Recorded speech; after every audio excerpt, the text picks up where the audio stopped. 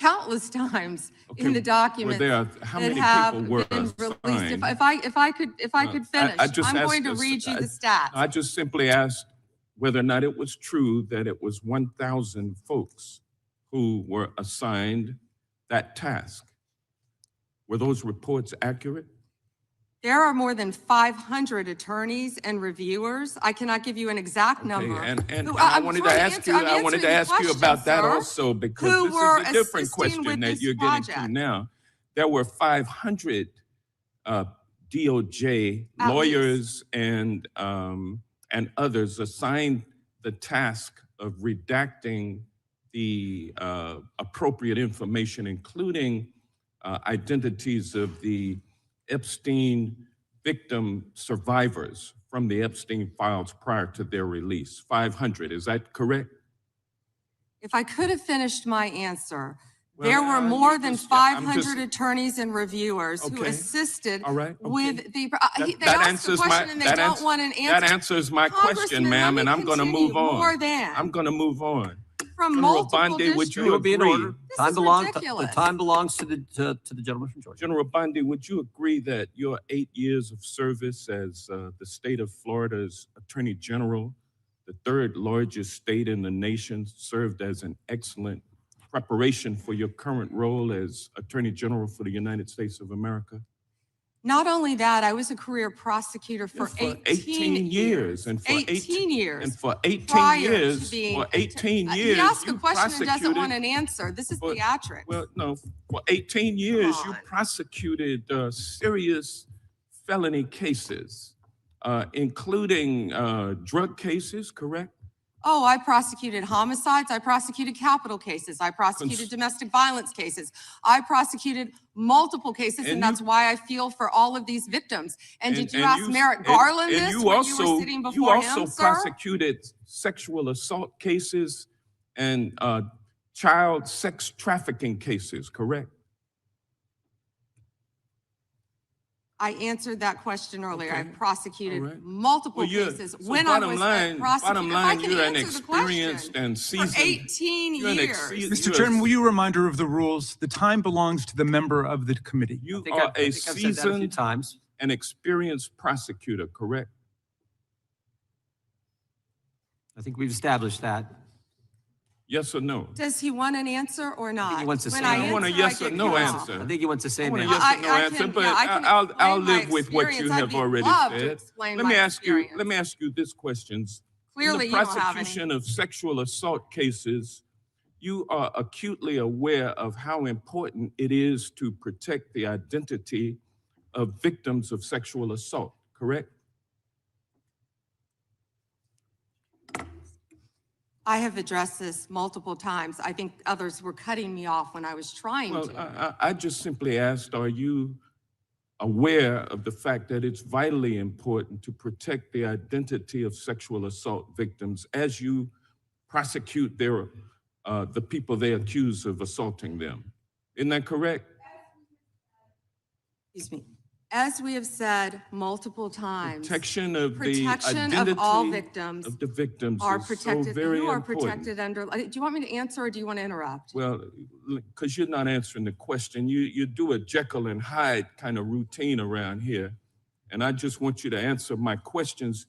What does Jekyll and Hyde mean? Can you explain that? Well, it means you're nice to the Republicans and you turn like Hyde on Democrats. But let me ask you this, ma'am. We have the Epstein victim survivors here today. Representative Jayapal asked a simple question. If you would be so kind and honorable as to turn around and face them and apologize to them for outing them.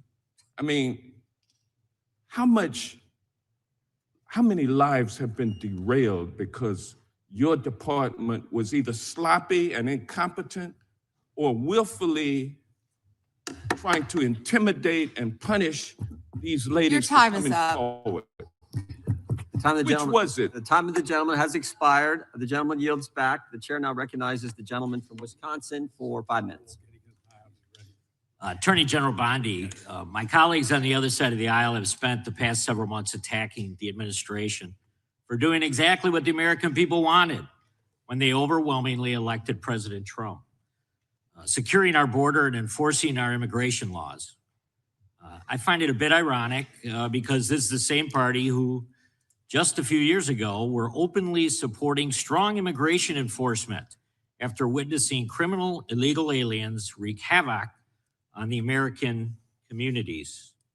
I have a short video I just wanted to play. Of immigrants. We're also a nation of laws. Undocumented workers broke our immigration laws, and I believe that they must be held accountable. They've committed a crime, deport them. No questions asked, they're gone.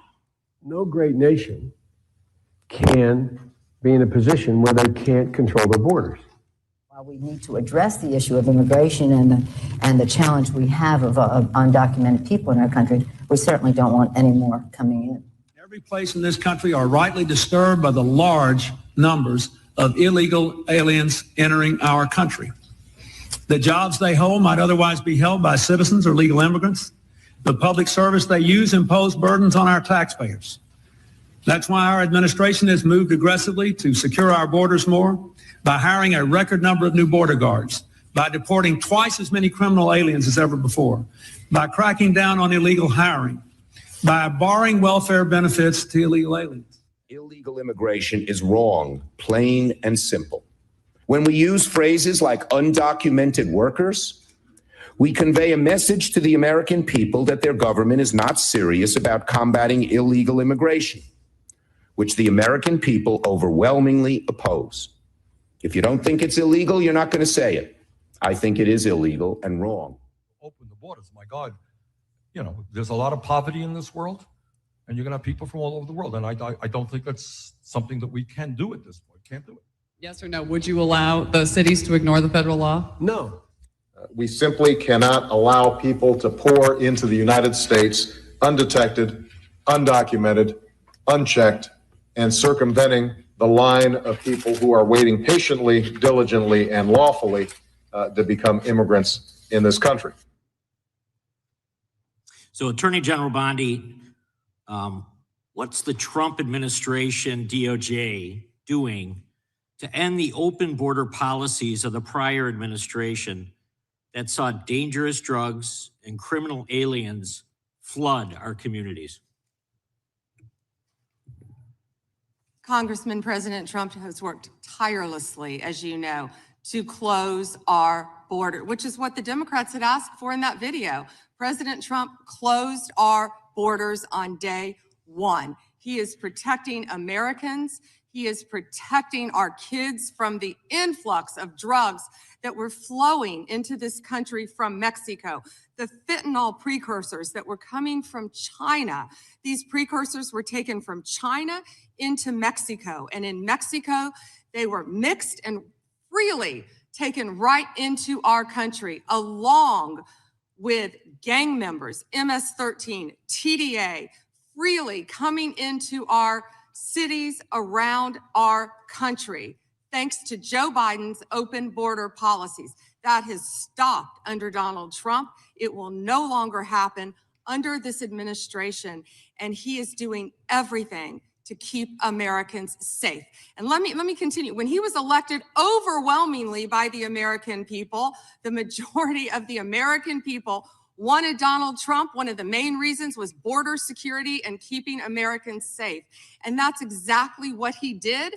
And that's why today the other side sits here, they yell, they cut me off, they want to yell, they want to ask a question and don't want answers because they want to distract from all the great things that this president and this administration working hand in hand, and that includes Secretary Noem, who has closed our borders, and Tom Homan, who has closed our borders to keep Americans safe. And they're trying to distract from that, and they're not going to do it because the American people are smarter than that, and they see through their theatrics.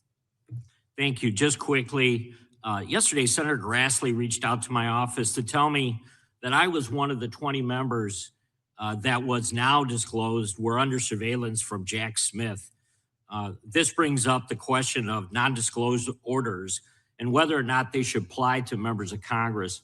But with my phone records being surveilled, as well as looks like 19 other members of Congress, just wondering how DOJ views that. Time is, the gentleman's expired, but the gentlelady can respond. As I stated earlier, Congressman, anyone's records who were illegally obtained, Democrat or Republican, we will fight vigorously to stop that. Anything with Arctic frost, I can't discuss right now. And isn't it true, Madam Attorney General, the DOJ has changed their policy? You can't do that now. The DOJ is not going to go do that and ask the judge for an NDO. Absolutely. Yeah, good. That in and of itself tells you why how wrong it was. The chair now recognizes the gentleman from California. Thank you. Madam Attorney General, you acknowledged earlier to Mr. Johnson that President Trump was mentioned and the release countless times, you said, in the Epstein files.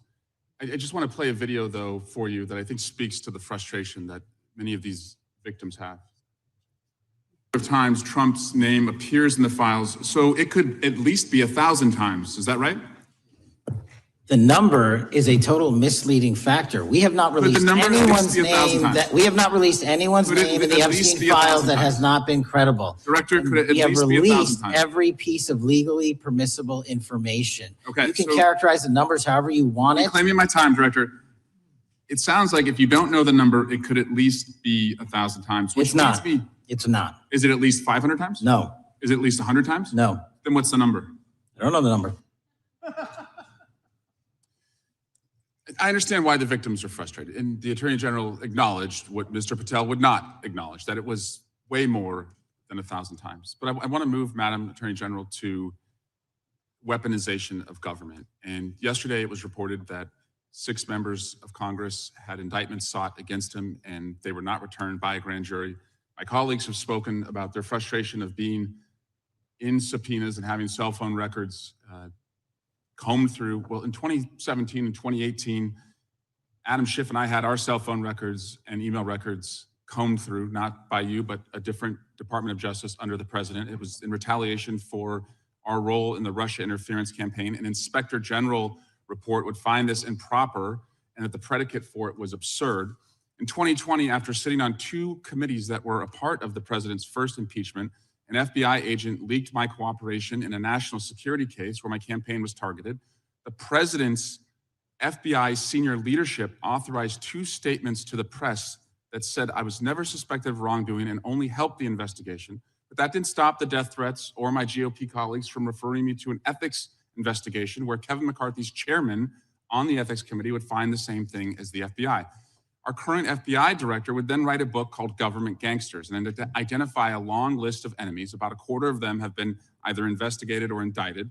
He listed me at the very top along with Adam Schiff, and during that same testimony refused to recuse himself when asked if he would recuse if any case came across his desk involving me or people on that list. Since that testimony, his department has put me under investigation with Senator and Schiff for the nonsense mortgage fraud cases that we've seen. I get it. This is what the president does. I've priced it in. We have a bingo card at home that my kids have made of what will come next. I expected that the president would come after his enemies, but what I want to talk to you next is serious, and I did not expect this would happen, and I'd like your help on it. The president has inspired death threats against me and many sitting up here with me.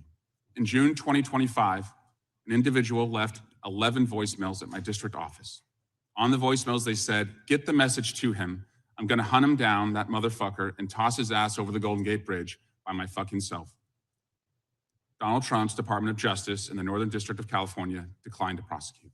On May 14, 2025, on Twitter, responding to something I posted, an individual said, "No, it wasn't, Eric, and now I'm going to kill you." The Department of Justice from the Southern District of Texas declined to prosecute. May through December of 2025, we received messages at my office that said, "I hope somebody shoots you and your children and your wife in the head. Pew, pew, motherfucker, pew, pew." I would stay indoors as much as possible, and my children, unfortunately, have to do that. The Department of Justice has not charged this individual and cited that he's a prolific caller and has health conditions, although what we have found in our own investigation and his voicemails is that he has said he will employ others to do this. The president can come after me. It's fine. I'm in the arena. So are these folks.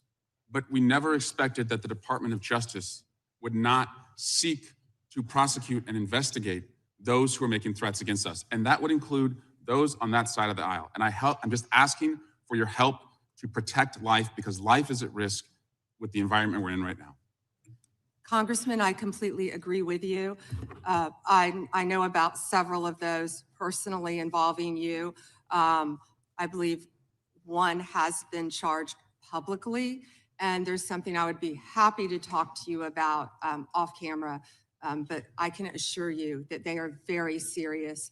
They are being looked into, and I can give you more details on those. None of you should be threatened, ever. None of your children should be threatened. None of your families should be threatened.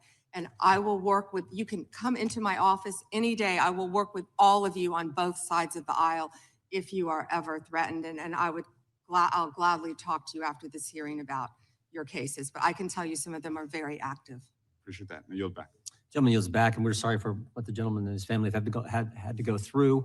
We appreciate what the Attorney General said. I think some of the things that the gentleman from California related, we can all relate to, and it's unfortunate, it's wrong, as the Attorney General said, and we appreciate the help we get from the Justice Department.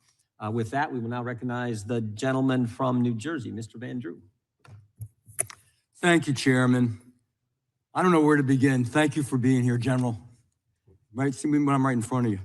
I have to mention this first. You know, I used this word before, and my friends on the other side of the aisle got mad at me, but hypocrisy. Epstein, Epstein, Epstein. But for years on the other side of the aisle, we heard nothing. Crickets, not a word. Nothing was said when they were in control.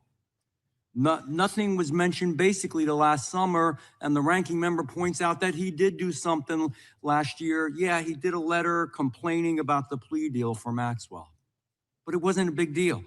Then we get a new administration, and all of a sudden it's a big deal, and they feign concern, they're upset, they're investigating. They had all these years and all this time. And in fact, Stacey Plaskett, and we all know that name, when they had a congressional hearing, and well, they were dangerous, many of them. More than 300 individuals on the terror watch list during that time. Violent criminals came across, as we saw consequences where mothers and fathers, daughters and sons, children were raped, murdered, hurt, abused, beaten, trafficked, all from the drugs. My God, the drugs they brought into our babies in this country. 73,000 illegals with criminal histories, 20,000 with convictions of assault, robbery, and sex offenses, 13,000 convicted murderers, assault offenders. It was madness. It was insanity. It's bizarre. It's perverse. What in God's name were you doing? So we finally are cleaning this up now. We're finally trying to make it right and safe for our people. So my questions are this. General, do you believe in removing criminal illegal aliens from our communities will save American lives? Yes, and given the cases that you just discussed, that's proof of it every single day. President Trump is committed to that. This entire cabinet is committed to that and making and keeping Americans safe. Thank you. Would you agree that, and thank you for doing that, would you agree that allowing individuals with known criminal histories to enter and remain in the United States, we knew this back then, they knew it. Would you agree that creates serious risks to our public safety? I know the answers, but let's just say them clearly. Yes. Would you agree that when dangerous individuals are released instead of detained, and they were released over and over and over again, and these are the real issues. This is really what America cares about. They want their children and their families to be safe. Do you think if you release them instead of detaining them, that crimes will happen because of that? Absolutely. Would you agree that, I'm sorry. And it did. And it did, thank you. Would you agree that cooperation between, and this is a biggie, and I'm gonna ask you to elaborate on this. This is a big deal. This is why some of the problems we're seeing in some of the places like Minnesota are happening. That cooperation between federal and local enforcement, which we always used to have, helps remove violent offenders from our communities, that we should be a team. Yes. And can you elaborate on that a little bit? In other words, when the local enforcement is forced by the politicians, not their fault, not to do their job and not cooperate, why does it create the situations that we see where we have the need for crowd control? By the way, They're not peaceful. Those are not peaceful protesters. We know what a peaceful protester is. When you spit on law enforcement, when you push them, when you hit them, when you beat their car. If you can answer the question, thank you. Gentleman's time's expired. You may answer the question. Thank you. Yes, I spent 4 days myself in Minnesota, in Minneapolis. What I will say about some of these sanctuary cities, some of these democratic cities, law enforcement, they quietly want to work with us. I've spoken to law enforcement in multiple cities who want to work with us. And yes, we're going to do everything we can to keep our citizens safe, whether or not these Democrat-controlled sanctuary cities do or don't. And damn it, that's what really matters. I yield back. Mr. Chair, I have a UC. Ms. Crockett from Texas is recognized for UC. Thank you so much. Donald Trump's approval rating implodes on his strongest issue. This is from Newsweek today. It says 40% of people approve of Trump's handling of immigration and border security, while 60% disapprove. Without objection, that is a admitted. net drop. Now I recognize the gentleman 20. from California, Mr. Liu.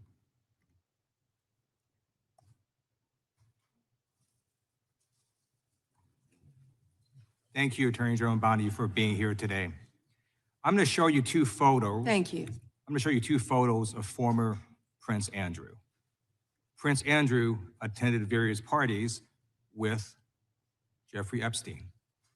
Under the law Congress passed, you were allowed to redact photos to protect the victims of Epstein's sex trafficking operation. You redacted the photos of this victim's face because you were following the congressional law. Is that correct?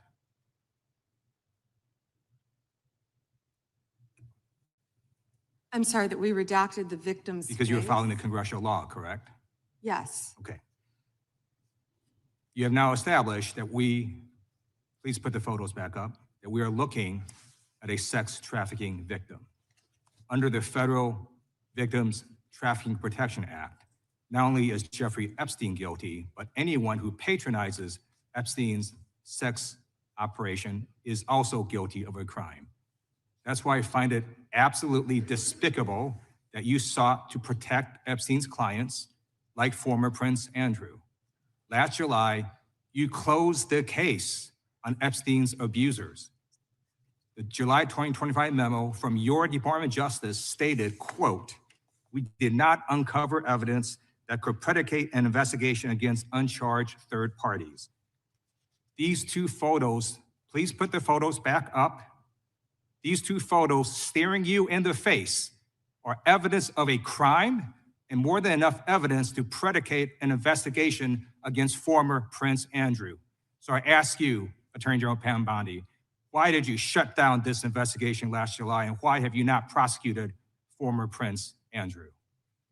I don't believe you asked Merrick Garland these questions when he was Attorney General and set before I agree with you. You twice. I'm reclaiming my time. I agree with you. I agree with you. During the Biden administration, I called for people looking at Epstein files. Merrick Garland dropped the ball, as did Attorney General Bill Barr, as did Alex Acosta, a whole string of failures, but you are in charge. You have the power to change things, to hold these men accountable, and you're doing the opposite. You're protecting them. So I want to move on to another man. Can I answer Donald that, Trump. though? I want to move on to another Can I answer question. your question about protecting You Prince answered the Andrew? question. You're saying no. I love this. I want to discuss another man, Donald Trump, who is all over the Epstein files, like former Prince. Here's the video.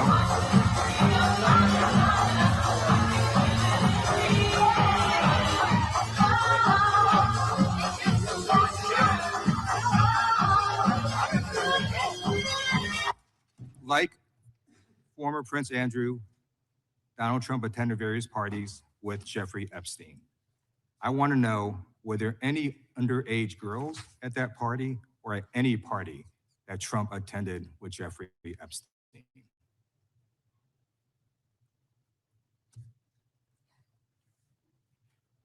This is so ridiculous, and that they are trying to deflect from all the great things Donald Trump has done. There is no evidence that Donald Trump has committed a crime. Everyone knows that. This has been the most transparent presidency. He's the one that asked that those files I'm reclaiming my time. be I got your released. answer. You said there's no President evidence. Trump asked Chairman, please stop the clock. to Please stop sign the clock. the legislation. This is Time, this is like to take my ridiculous. time belongs to the gentleman from California. Okay. I'm going to put up another document from a witness who called the FBI's National Threat Operations Center because I believe you just lied under oath.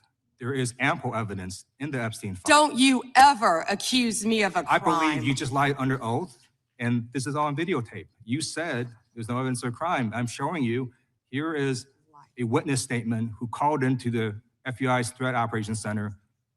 He drove Donald Trump around in a limo. He overheard what Donald Trump said to Jeffrey on his cell phone. He was so angry, he was gonna stop a limo and hurt Donald Trump. And he met a girl who said she was raped by Donald Trump and Jeffrey Epstein. She later had her head blown off, and officers at the scene said that could not have been suicide. No one at the Department of Justice interviewed this witness. You need to interview this witness immediately. Epstein should rot in hell, so should the men who patronized his operation. And as we sit here today, there are over 1,000 sex trafficking victims, and you have not held a single man accountable. Shame on you. If you had any decency, you would resign right after this hearing concludes. The gentleman has expired. May I respond? Yeah, I don't know how you respond. No one can. I did not ask a question, He Mr. doesn't You're want allowed to talk to. about I did the not ask a horrific question. crime in California. He does not want to talk about I did not ask a crime question. in his She state. can't just Madam ad Attorney lib General. stuff. I did not ask a question. Meeting will be in order. The gentleman has yielded back his time. I think our next witness will be more than happy to let the Attorney General. Madam respond. Attorney General, would you like to? Gentleman from Alabama is recognized for 5 minutes. Yeah, you have a few minutes to respond. Thank you, Congressman. This is what Congressman Liu didn't want to talk about. He didn't want to talk about all the crime that is happening in his state. California refuses to honor detainees because of its dangerous sanctuary city policies. The refusal means California has released 4,561 criminal illegal aliens onto its street.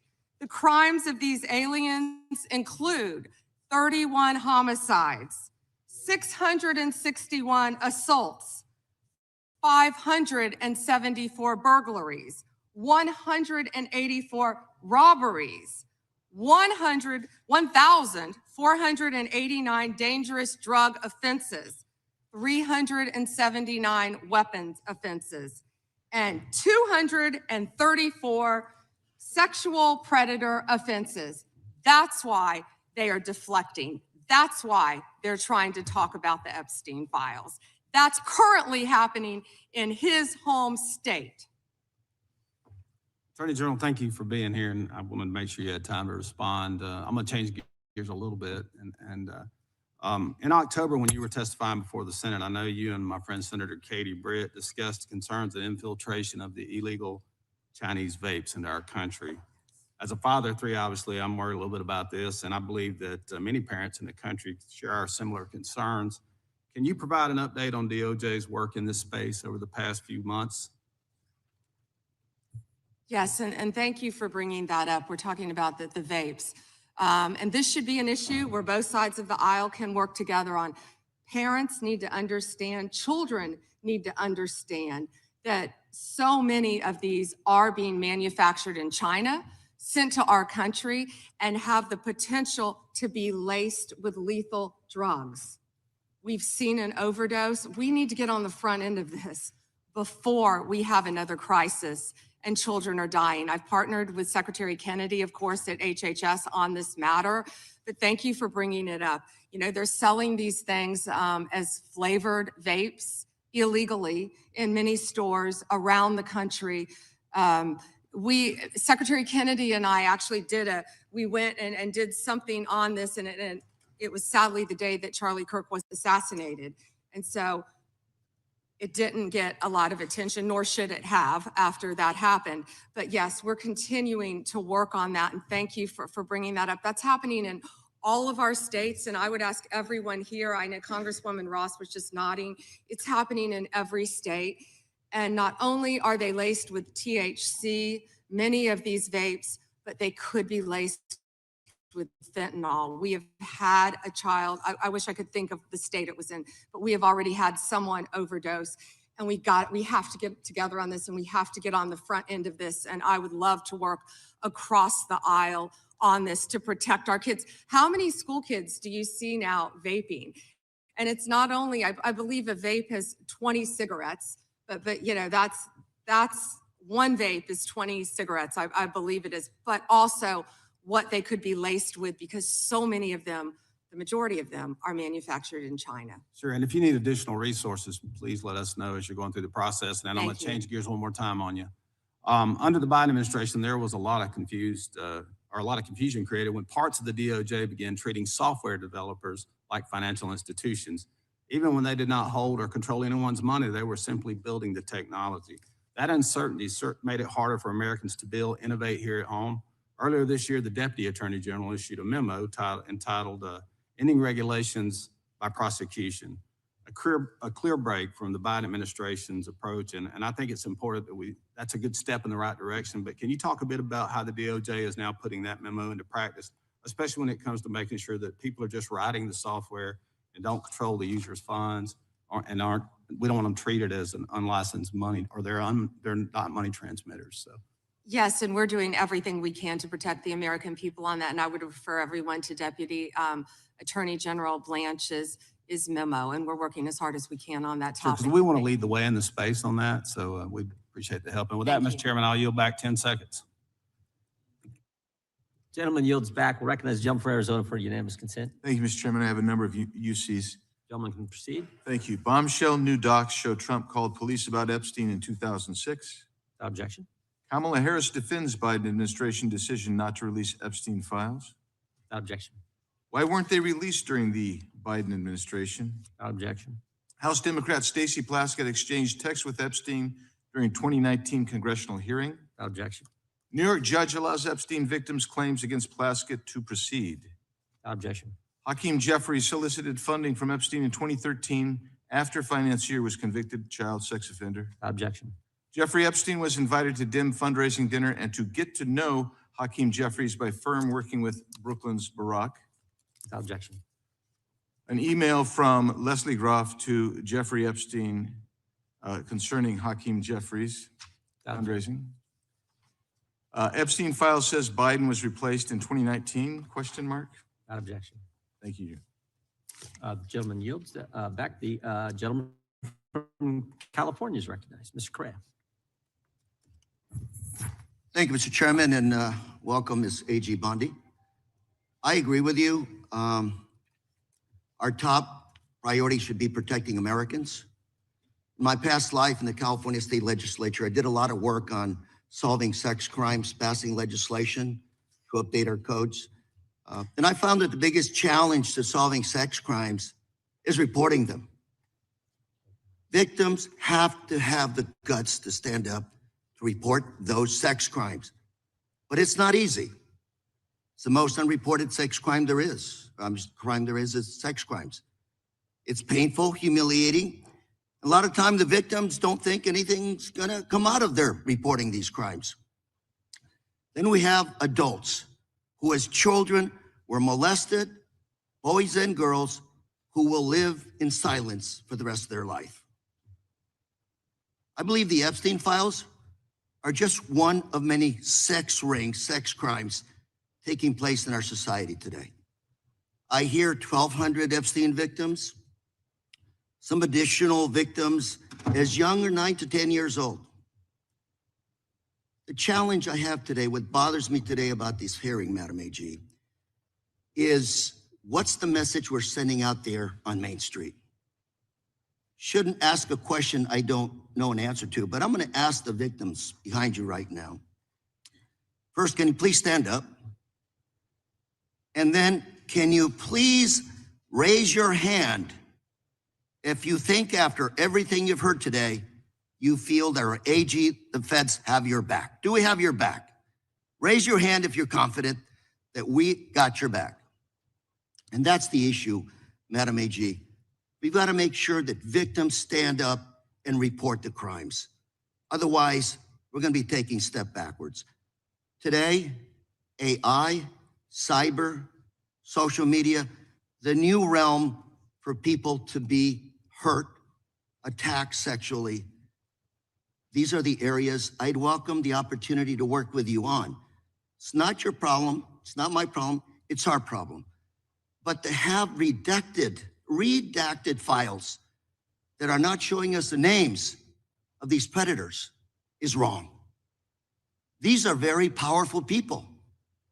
This was a very expensive business, and we don't know who they are.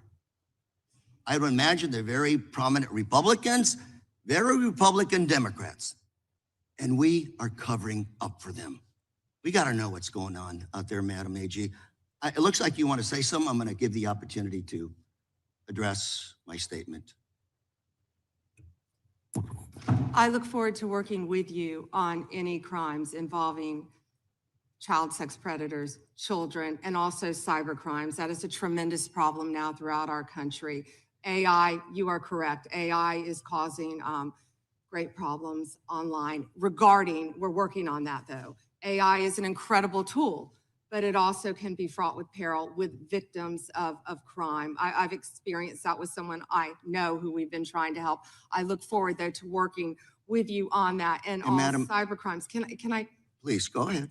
And as I said before, to any victims, we ask them to come forward to our office and we want to work with them. I have never not worked with a victim, and I believe I've actually spoken to several of the Madam, victims. if I can reclaim my time, I only have a minute. Behind me. I can reclaim my time. I just think we start out by making sure those redactions are unredacted, those Epstein files, to make sure that the public, according to the law, following the law, that those names in those files are made public. We have to make sure we tell those predators there is no place for them to hide, and if they commit the crime, they're going to fry for it. It starts with showing us the names of the perpetrators in the Epstein files. May I respond to that? Sure. Okay. So if any man's name was redacted that should not have been, we will, of course, unredact it. If a victim's name was unredacted, please bring it to us and we will redact it. We were given 30 days to review and redact and unredact millions of pages of documents. Our error rate is very low, but there are victims are always right behind you. We've got to convince them that we're doing a good job everything of we can protecting to help them. the victims. We will Thank do you, everything Mr. we can. Chair, I'm out of time. Gentleman yields back. The gentleman from California, Mr. Kiley, is recognized. Thank you, Mr. Chair. Good morning, Madam Attorney General. I wanted to return to a point that the chairman raised at the beginning of this hearing, which is these jurisdictions that refuse to honor detainer requests from immigration and customs enforcement, often called sanctuary jurisdictions. Now, I know that you are not involved directly in immigration operations per se, but you do deal with the legal issues surrounding these jurisdictions. So let's say we have someone who's here illegally, who has committed a crime that, like the thousands of people you mentioned in California, murderers, sexual predators, drug traffickers. If that individual is in detention in a jurisdiction that has a sanctuary policy where they do not honor ICE detainers versus in any other jurisdiction where they do, how does the nature of apprehending that person, how does the nature of ICE's involvement in that operation differ in those two circumstances? Well, I believe you've seen that in Minnesota, where people were not cooperating with us. I believe there a lot of local law enforcement did want to cooperate, but we are doing everything in our power to arrest and deport illegal criminal aliens, and that is not going to stop under Donald Trump's administration. You know, why sanctuary cities are so dangerous, what we've seen in Minneapolis. Where do all the criminals go? The gangs, TDA, MS-13, where are they going to go? They're going to go to a sanctuary jurisdiction because they believe they're protected, and that's not fair to the citizens of those cities. Yeah, and this is a point that there at least used to be a lot of consensus on. The idea that, you know, it's better to do a handoff to the immigration authorities in a custodial setting rather than releasing them where they have to be apprehended in the community. This is Alejandro Mayorkas, when he was before this committee, not exactly a paragon of border security. But he said, I do not consider it in the service of public safety to release an individual into the community when that individual can be released to Immigration and Customs Enforcement for prompt removal. Now, his words are one thing, his actions are another. But when you have jurisdictions across the country, including my state of California, doing systematically precisely the thing that even Alejandro Mayorkas said threatens public safety, I mean, what does that say to you? It's a danger to the citizens of your community, and thank you for fighting to protect them. Absolutely. And we're having this conversation right now in relation to Homeland Security funding. And I believe there are some common sense reforms that have been proposed that folks on both sides would agree make sense. But those reforms have to go hand in hand with reforming this reckless practice of refusing to cooperate, refusing to honor detainers, and declaring oneself to be a sanctuary. So I'm hoping that we can find bipartisan support for what has long been a bipartisan principle. I want to go to a second topic, which is the school board memo, which I know that you have rescinded. And it was initially promulgated by Attorney General Garland when he came into office with President Biden, essentially opening an investigation into parents who were showing up at school board meetings and expressing their views on COVID policies, masks, various other issues, and using the full apparatus of federal law enforcement and counterterrorism to go after these parents. Now, he said this was because there was an increase of threats, but when even his own FBI director, Christopher Wray, was before this committee, he said there was no evidence of an increase in threats. Yet nevertheless, when I asked him if he regretted the memo, Attorney General Garland said there was absolutely nothing wrong with the memo. Now, I take it you disagree with that, having now rescinded it? Absolutely. That was one of the main focuses of President Trump and this administration. We will protect parents at school boards. We will protect children in schools. We will protect parents' rights for their children's education in our school system in this country. We will protect Christians. We will protect everyone who wants to freely protest. If Christians want to protest in front of an abortion clinic without being arrested, they will do so. Thank you very much. And finally, I thank you for your efforts to step up the detection and rooting out of fraud. My home state is California. Any idea if there might be any fraud going on in California? Well, we are establishing, as you have heard, a fraud unit, and I'm sorry you're having to deal with that in your state, but the cavalry's coming. And we have Colin McDonald, who is hopefully will be confirmed soon. We're working on Minneapolis. I don't know if you were sitting here when I said that, but California was right up there. I'm sorry to say for both sides of the aisle that California is right up there with fraud. It's out of control, but we are coming to your rescue. Donald Trump is coming to the rescue. Well, thank you very much. And unfortunately, I think you'll find that what's happening in California pales in comparison to what's been going on in Minnesota. Thank you. I yield back. Gentleman yields back. The gentleman from Maryland is recognized. Actually, I think the gentlelady from Pennsylvania. Gentleman from Pennsylvania is recognized. Thank you, Mr. Chairman. Ms. Bondi, I'm here. On September 25th, President Trump signed a memorandum known as NSPM 7, purporting to address domestic terrorism. But Americans across the political spectrum were immediately alarmed by the memo's blurring of the line between unlawful conduct and constitutionally protected speech and activity, as well as its call to investigate, prosecute, and dismantle groups that the president and Stephen Miller described without evidence as, quote, an organized campaign of radical left terrorism.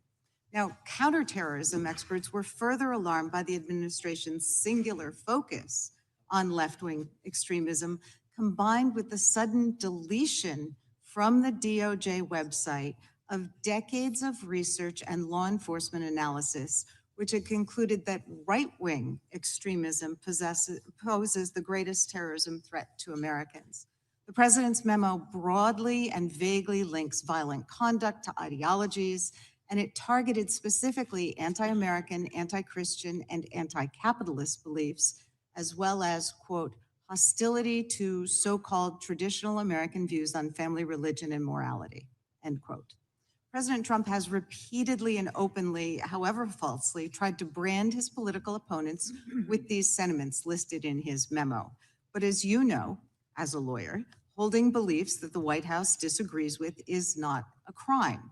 And the statute defining domestic terrorism requires criminal acts, not just thoughts and ideas. That's why legal experts, nonprofit leaders, religious freedom, and civil rights advocates immediately raised the alarm that the new presidential directive was a politically motivated attack on civil society designed to silence those who disagree with the administration. So, Ms. Bondi, Section 3 of that memo directed you, as Attorney General, to submit to the President and Stephen Miller a list of groups or entities whose members are engaged in acts that meet the definition of domestic terrorism. And then on December 4th, you directed the FBI to work with a variety of law enforcement entities to compile a list of groups and entities engaged in such acts by January 3rd, 2026, and to update that report every 30 days thereafter. So can we assume that you or persons under your direction at the Department of Justice have prepared that list of groups or entities who are designated as domestic terrorist organizations? And I just remind you, that's a yes or no question. Did you prepare the list? I'm not going to answer it yes or no, but what I will say is I know Antifa is part of that. I will talk to you about I'm that. reclaiming my time. I asked you whether you an prepared Antifa member a was list. arrested in Minneapolis I'm federal court reclaiming for my cyber time. stalking. Did you They have ask a question list? and don't want an answer. The answer is yes or no. Time belongs to the gentlelady from Pennsylvania. Gentlelady can proceed. Okay. So will you commit to providing this committee with any list of organizations that you have recommended be designated as domestic terrorist organizations? We will comply with the law in all matters. Will you commit to provide this committee with your list of entities that you recommend be designated as domestic terrorist organizations? I'm not going to commit to anything to you because you won't let me answer questions. Okay, well then we do understand that your current position is that you have a secret list of people or groups that you are accusing of domestic terrorism, but you won't share it with Congress. And I'd remind you that when the US government designates an entity as a foreign terrorist organization, it must report that to Congress and to the entity, because the government can make a mistake and the entity has the opportunity to contest it. So your position seems to be that if you falsely designate an American or an American organization as a terrorist group, there's nothing they can do about it. I think we get it. You don't want to answer the question. No, you don't get anything regarding public safety. Thank you. Nothing. Thank you for the insult. It's clear you didn't come to Congress prepared to answer questions that the American people have every right to have answered. But if you were to prepared to answer truthfully, here's what we expect the facts to show. The administration is keeping lists of Americans who the White House says are engaged in domestic terrorism. Those lists could include Americans who have not committed any acts of terrorism, but simply disagree with this administration, people like Renee Good and Alex Preddy. And your list may include clergy, elected officials, and members of indivisible groups across the country. And those lists likely don't include Proud Boys or Oath Keepers who were actually convicted. Americans have never tolerated political demagogues who use the government to punish people on an enemies list. It brought down McCarthy, it brought down Nixon, and it will bring down this administration as well. You're right. Yield back. That's why we're so glad they rescinded the That's memorandum targeting parents. For goodness sake, as the gentleman from California just pointed out in his 5 minutes, the gentleman from Kentucky is recognized for 5 May I minutes. respond very briefly to her statement? Well, I think we can do that Okay. probably on Next. one of our members' time. Okay, thank you. I don't want that to get away. Thank you. Thank you, Mr. Chairman. Behind me, I have 3 documents from the DOJ production that are emblematic of the massive failure of the DOJ to comply with the Epstein Files Transparency Act. To my right is an email that was sent by the victim's lawyers to the DOJ. It was a list of names not to redact, or sorry, a list of names not to release. What did the DOJ do with this email? They released this email in the document production. Literally the worst thing you could do to the survivors, you did. And they're getting phone calls. A lot of these people didn't want to be known. And we know you touched the document because you redacted one name and you redacted the lawyer's name, but you left the survivor's name there. The next document I want to show you, that was in the title, the victims' survivors' names, all right? The title of this one is Child Sex Trafficking, Co-Conspirators, fully redacted. And by the way, I'm going to unredact them here. Les Wexner is in this. Now, your your deputy attorney general said, oh, well, he appears hundreds of times in the files, but he doesn't appear in this file until I forced you to release it, where he's listed as a co-conspirator, not to tax evasion, but to child sex trafficking, not to prostitution, not to money laundering, child sex trafficking. And then finally, what we have here is the third exhibit that I have is emblematic of the FD 302 release. These are the documents that we need that you're holding on to and over redacting because they have the names of the men who are implicated. How do we know? Because the survivors gave testimony to the FBI, and it's in there. And what happens when you go to the portal at the DOJ to look at what's behind this redaction? Another redaction.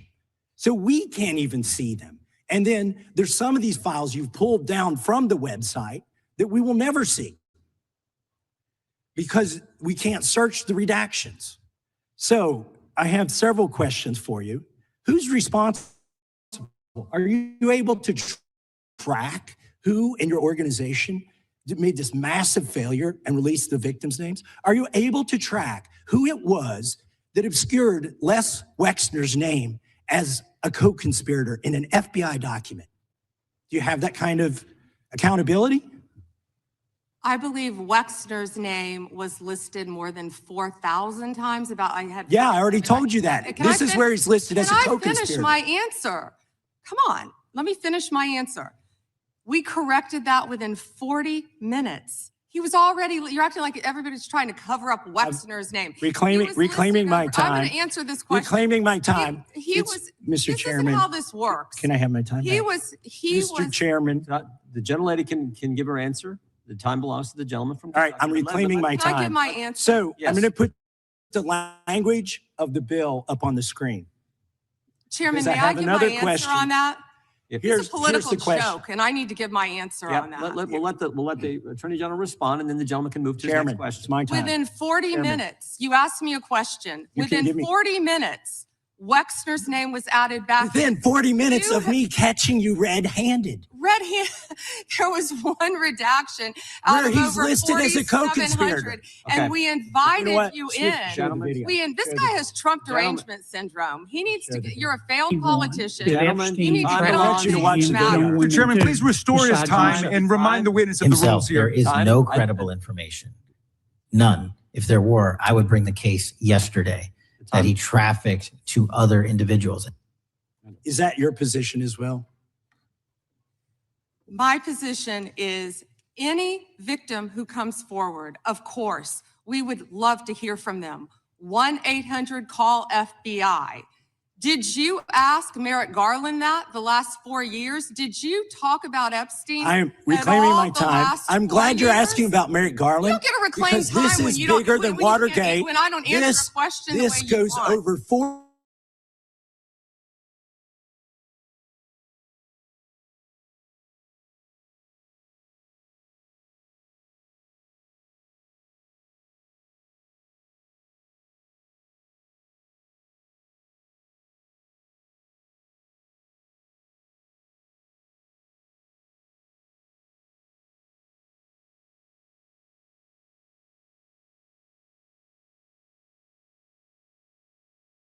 Decision about whether to prosecute him or not, and it's not in the files, and it's not in the files for any of these other men. Time of the gentleman has expired. May she answer? And he's a hypocrite because he voted against the ban that we were talking about on deep fake AI porn. Only 2 people voted against it, and you were one of them, hypocrite.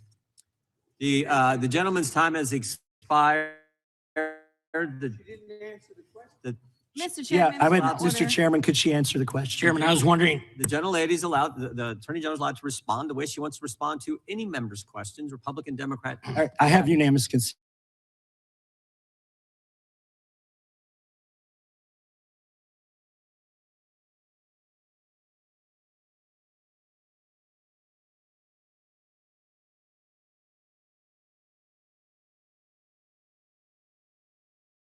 Request. Under the DOJ released nude photos and identifiable pictures of the victims. I'm submitting a letter from AG Bondi to Kash Patel, imploring him to quit keeping the files when you found out that they were keeping files from you, because they're still redacting files that you. Chairman, are we going to recess for votes? Yes, we are. I'm submitting for unanimous consent a document of 17 individuals who've resigned because of the Epstein files. Without objection.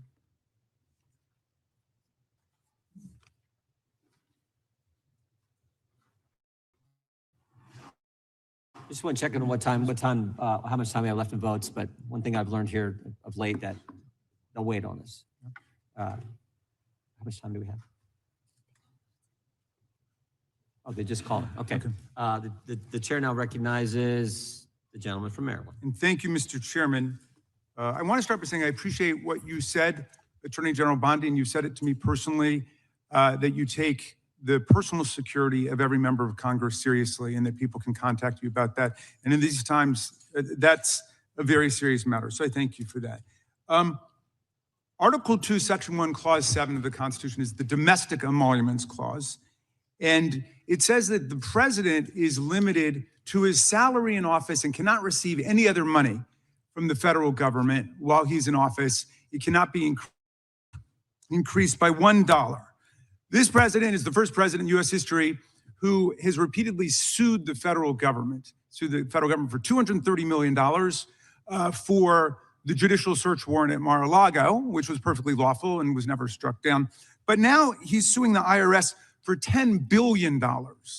He's suing the IRS for $10 billion, which I think is around 80% of its annual budget, because his tax returns were leaked. And they were illegally leaked by a private contractor who actually is in prison now, Charles Littlejohn, but he wants $10 billion. Now, but I want to ask you the question of whether you think it would violate the Domestic Emoluments Clause for you to settle that $10 billion case or any of the other claims that the president has made against the government. He himself has remarked, it's interesting because I'm the one that makes the deal, right? And he says, I kind of have to work it out with myself.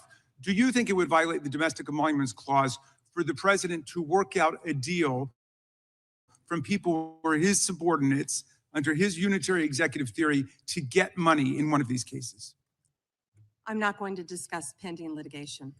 Okay, so theoretically you're saying because his privacy rights were violated in that tax case, and they were. I'm with the president on that. I mean, his Mar-a-Lago thing is ridiculous, but there's no doubt that his tax returns, despite the fact that he promised to release them, despite the fact that every other president released the tax returns, he suffered embarrassment when it showed that he hadn't paid taxes for several years, and he had a right for that not to happen. Now, I want to turn back to the Epstein survivors, because President Trump may have been a little bit embarrassed by the release of those tax returns. How much do you think the claims of these survivors are worth? As the good congressman from Kentucky just pointed out, there were lots of survivors who had decided, for reasons of their own, never to release their names. That determination was represented to people in Congress, and we built it into our federal law that their names could not be released, and yet you published their names, their phone numbers, their addresses, personally identifying information. If Donald Trump can get $10 billion theoretically from the Department of Justice, how much should these people get for a far worse violation of their privacy rights and a far greater danger established to them in their lives? Do you even know who Chase Mulligan is? You're so obsessed with, you don't, do you? I'm going to teach you the rules again. You're the Attorney General of the United States. We have rules here. You're obsessed with him. You're the Attorney General of the United States. You're obsessed with Donald Trump. You have Trump derangement syndrome. Mr. Chairman, I'd like my time restored. I'd like my time restored. In your district. In your district. And you don't even know about it, about keeping children safe from online predators. Time belongs to the gentleman from Maryland. Gentleman can proceed. Yeah, and I want the whole country to look at this, because this is the Attorney General of the United States whose job is law enforcement. We've never had a witness who has misunderstood our rules and been unable to conform his or her conduct to our rules before. We have only 5 minutes, and so we use our time to ask you specific questions. How long are you giving me to answer? Excuse me, I'm not yielding to you right now. I'd like that second restored too. So, Ms. Bondi, the way it works is we ask you a question and you answer it. And if you go off on a wild goose chase, another tangent, you start reading statistics or you start talking about stuff going on in our district. And by the way, I invite you to my district. Come to my district, but that's not what we're here to do today. Okay? So, and you do that, then we're allowed to say we reclaim our time. At that point, you have to be quiet. You have no choice. You have to be quiet. So I hope you understand the rule of this board. Now, here's what I want to ask you. You're in law enforcement. We've seen all kinds of evidence of crimes. And when we go over to the Department of Justice for the 4 computers for every member of Congress, we see more evidence of crimes. Will you create a joint task force of the Department of Justice and governors and state attorney generals and district attorneys across the country to investigate the crimes that have taken place against these victims and more than 1,000 like them? The DOJ is not doing its job. Will you create a task force with state and local law enforcement to make that happen? Gentlelady can respond if she wants to. Thank you, Chairman. He called Chase Mulligan a wild goose chase and didn't even know who he was. He is a defendant in your own district who preyed on girls. Mr. Chairman. Well, you know what? If he were part of the Epstein investigation, you wouldn't do anything about it. Online chat rooms and committed sextortion. Yet he didn't even know in your tiny little district who he was. Mr. Chairman, she's embarrassing you. He's about to be This is your committee, and she is embarrassing you. Shame on you. The time of the gentleman has expired. I would remind the committee that last Congress, Secretary Mayorkas was here numerous times, and he wouldn't answer our questions, even when we sent them to him ahead of time in writing. So that's what we've had to deal with. I think the Attorney General is doing just fine. We have votes shortly. I will go to the gentleman from Virginia, and then we will take a break to head to the floor. I thank the chairman, Attorney General Bondi. Thank you for being here. And I wanted to thank you for your work at DOJ in restoring the rule of law, encouraging transparency surrounding Jack Smith's partisan investigations into President Trump, declassifying information about the Russia collusion hoax, cracking down on sanctuary jurisdictions, and establishing the National Fraud Enforcement Division. Let me first go to securing the border and immigration enforcement. Our new governor has recently rescinded 287G cooperation between the state and ICE. Can you talk about, have you evaluated the public safety impact, how that would affect safety in Virginia to withdraw that support and what that would do to criminal activity involving illegal immigrants in Virginia? Yes, it would be detrimental. And as you know, Congressman, one of the top members of MS-13 in the entire country was living in Virginia, in a suburb, among all of us, living not even probably half an hour away from where we are now. And the cooperation previously with the governor, with the members of the state of Virginia, helped catch him and take him off our streets. An illegal MS-13, one of the heads for the entire country, was living in Virginia. And it's a shame that that's happening now. And thank you for talking about it, because we're going to keep America safe. And when people feel like they can flee to these cities and states and be safe, they can't. Because Donald Trump is going to protect Americans. We're going to protect the citizens there, whether or not the governors, the mayors are going to do it or not. But President Trump is. We're going to keep Americans safe from violent gang members We like appreciate he's been that. doing this last year. We appreciate that. We appreciate your work to make that happen in Virginia and keep Virginia safe. I want to move on to the fraud enforcement division that you've established. My understanding is that this initiative is intended to centralize, coordinate enforcement of fraud laws related to government programs. You've talked about Minnesota, you've talked about California. Would this affect Virginia as well? Because we have fraud in Virginia as well. Absolutely, and we look forward to working with you. Would this affect things like long-term care accountability, senior living facilities engaged in Medicaid fraud, including systemic overbilling practices and the misappropriation of taxpayer-funded benefits? That is exactly what it's set up to help. Okay.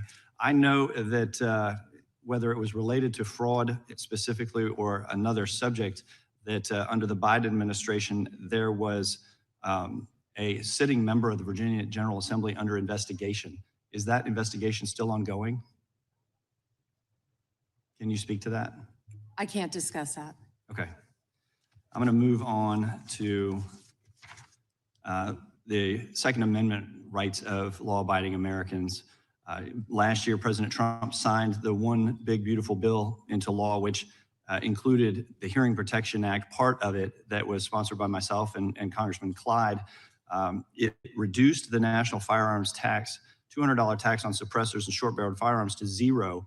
And while the tax has been eliminated, the NFA's registration and paperwork requirements remain in effect. And your DOJ has said that that would, even though the tax was reduced to zero, that the registration requirement is still somehow necessary, even though with regard to Obamacare and the Affordable Care Act, when that mandate was, when that tax penalty was reduced to zero, you decided that the mandate was no longer necessary. How are you justifying the existence of this registry? Congressman, that's pending litigation right now. It is, and I hope Yes, we would and I can't reconsider. discuss it. You would reconsider that. I yield back. The gentleman yield? The gentleman I yield to the chairman. I think that Attorney General Bondi, why did Jack Smith have to pay some secret source $20,000 of taxpayer money? Do you know the answer to that? I can't discuss anything on that matter, but that's a good question, Chairman Jordan. Well said. It's a good question because he subpoenaed just about every Republican in this town, got half the Congress's phone numbers if you were a Republican. But he has to pay some secret source a bunch of taxpayer money. We'd like to know, the committee would like to know how many other sources he paid. Was it more than $20,000? Why he had to do those things? We'd like to know when you can, if you could get that information to the committee. I think when you think about the guy who was trying to put the President of the United States in prison, ridiculous as that whole thing was, we kind of like to know the answer to that if you could. And with that, we're going to stand in recess. We will go as quickly as we can and vote. We have 2 quick votes on the floor, and we will be back. There's actually some lunch if you all need it. We have for our members, and since you're back here, you can have some. We normally have plenty. Mr. Chairman. We'll take a recess. Attorney General Bondi, that man works for you now, right? Who was that, Congressman? The man in that video, the one who was in the police-worn body cam footage, the one allegedly yelling, "Kill him," at police officers on January 6th. His name is Jared Wise. He does work for us. He works for you at the Yes, Department of he does. Justice. He does. This is an individual whom a federal grand jury indicted for 2 felonies and 4 misdemeanors related to his participation in the attack on January 6th. One of those charges was forcibly assaulting, resisting, opposing, impeding, intimidating, and interfering with police with the intent to commit another felony. This is who you choose as the chief law enforcement officer of the United States of America to hire at the Department of Justice. Someone on video yelling, "Kill him," at police officers, right? I believe he was pardoned by President Trump. Oh, he was pardoned. You're right. You're right. Pardoned by President Trump for his offense. Pardoned for yelling, "Kill him," at police officers. And yet you expect hardworking police officers across the country to believe that you take law enforcement seriously. You could imagine the reaction of so many folks across the country hearing the chief law enforcement officer of the United States refuse to even condemn what that individual whom you've now hired did. But in any event, let's talk a little bit about some of the other divisions within the Department of Justice and what's happened over the last year. You're familiar with the public integrity section of the DOJ's criminal division. I think it's referred to as PIN. Is that right? Yes. Okay. Do you know which presidential administration under which the PIN was first created? I can tell you what administration that the weaponization was ended under. I'll reclaim my time. This wasn't a trick question. You don't get to Madam Attorney reclaim General. your time. Madam Attorney General. Because I don't like it. Mr. Chairman, will you explain to the witness that he does reclaim his time? Because I don't answer a question to your satisfaction. Mr. Chairman. Madam Attorney General, the time belongs to the gentleman from Colorado. The president under which PIN was created was Gerald Ford. It was created after Watergate. I'm not asking a question, Madam Attorney General. The administration under which it was created was Gerald Ford. When you first started as the Attorney General of the United States, there were 35 people working in that office. There are now 2 people working in that office because you have gutted it. How many people work for the National Cryptocurrency Enforcement Team in the criminal division today? Can I answer the question about PIN? I've asked you a question. How many You've people asked work? me a question, but you don't How want many the people answer. work I'm not for the gonna answer your National questions the way you Cryptocurrency want. Enforcement Team? You won't answer how many I'll people? answer PIN. You. PIN will not be you know what? weaponized. You know what? What's Madam funny Attorney about General, this? I'll say to the chairman. What's funny about Chairman, this? you know what the answer is? And I think I What's understand funny why the about Attorney General this? does not want to answer the question, because you eliminated the National Cryptocurrency Enforcement Team last year. So I understand why you don't want to tell the American people who works there. Yeah, I no one understand works why there you don't want to anymore, talk about Madam Mohammed Attorney Solomon General. in So your district. In any event, who I would murdered people. Mr. Chairman, will you stop the clock so his time is not wasted by I've the been witness? very generous with allowing extra time when we have these little disputes. I understand. You got the time, Mr. Goose. I might as well ask the chairman these questions. I'd be happy because to answer what some is of your fun- questions. what's profound, the questions I've Profound? asked, The crime in questions your I've district. asked, Mr. Chairman, are not trick questions. They're not gotcha questions. They're actually basic questions about how the Department of Justice functions and the unwillingness of this Attorney General to answer them in good faith. When a member of Congress asks how many people work at the National Cryptocurrency Enforcement Team and the Attorney General refuses to answer it, it is not a coincidence. It's because she eliminated the team. Why?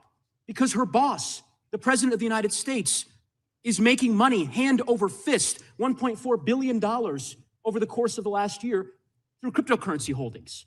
I think what is happening at the Department of Justice is a disgrace, Mr. Chairman, and I would urge you to gain control of this hearing.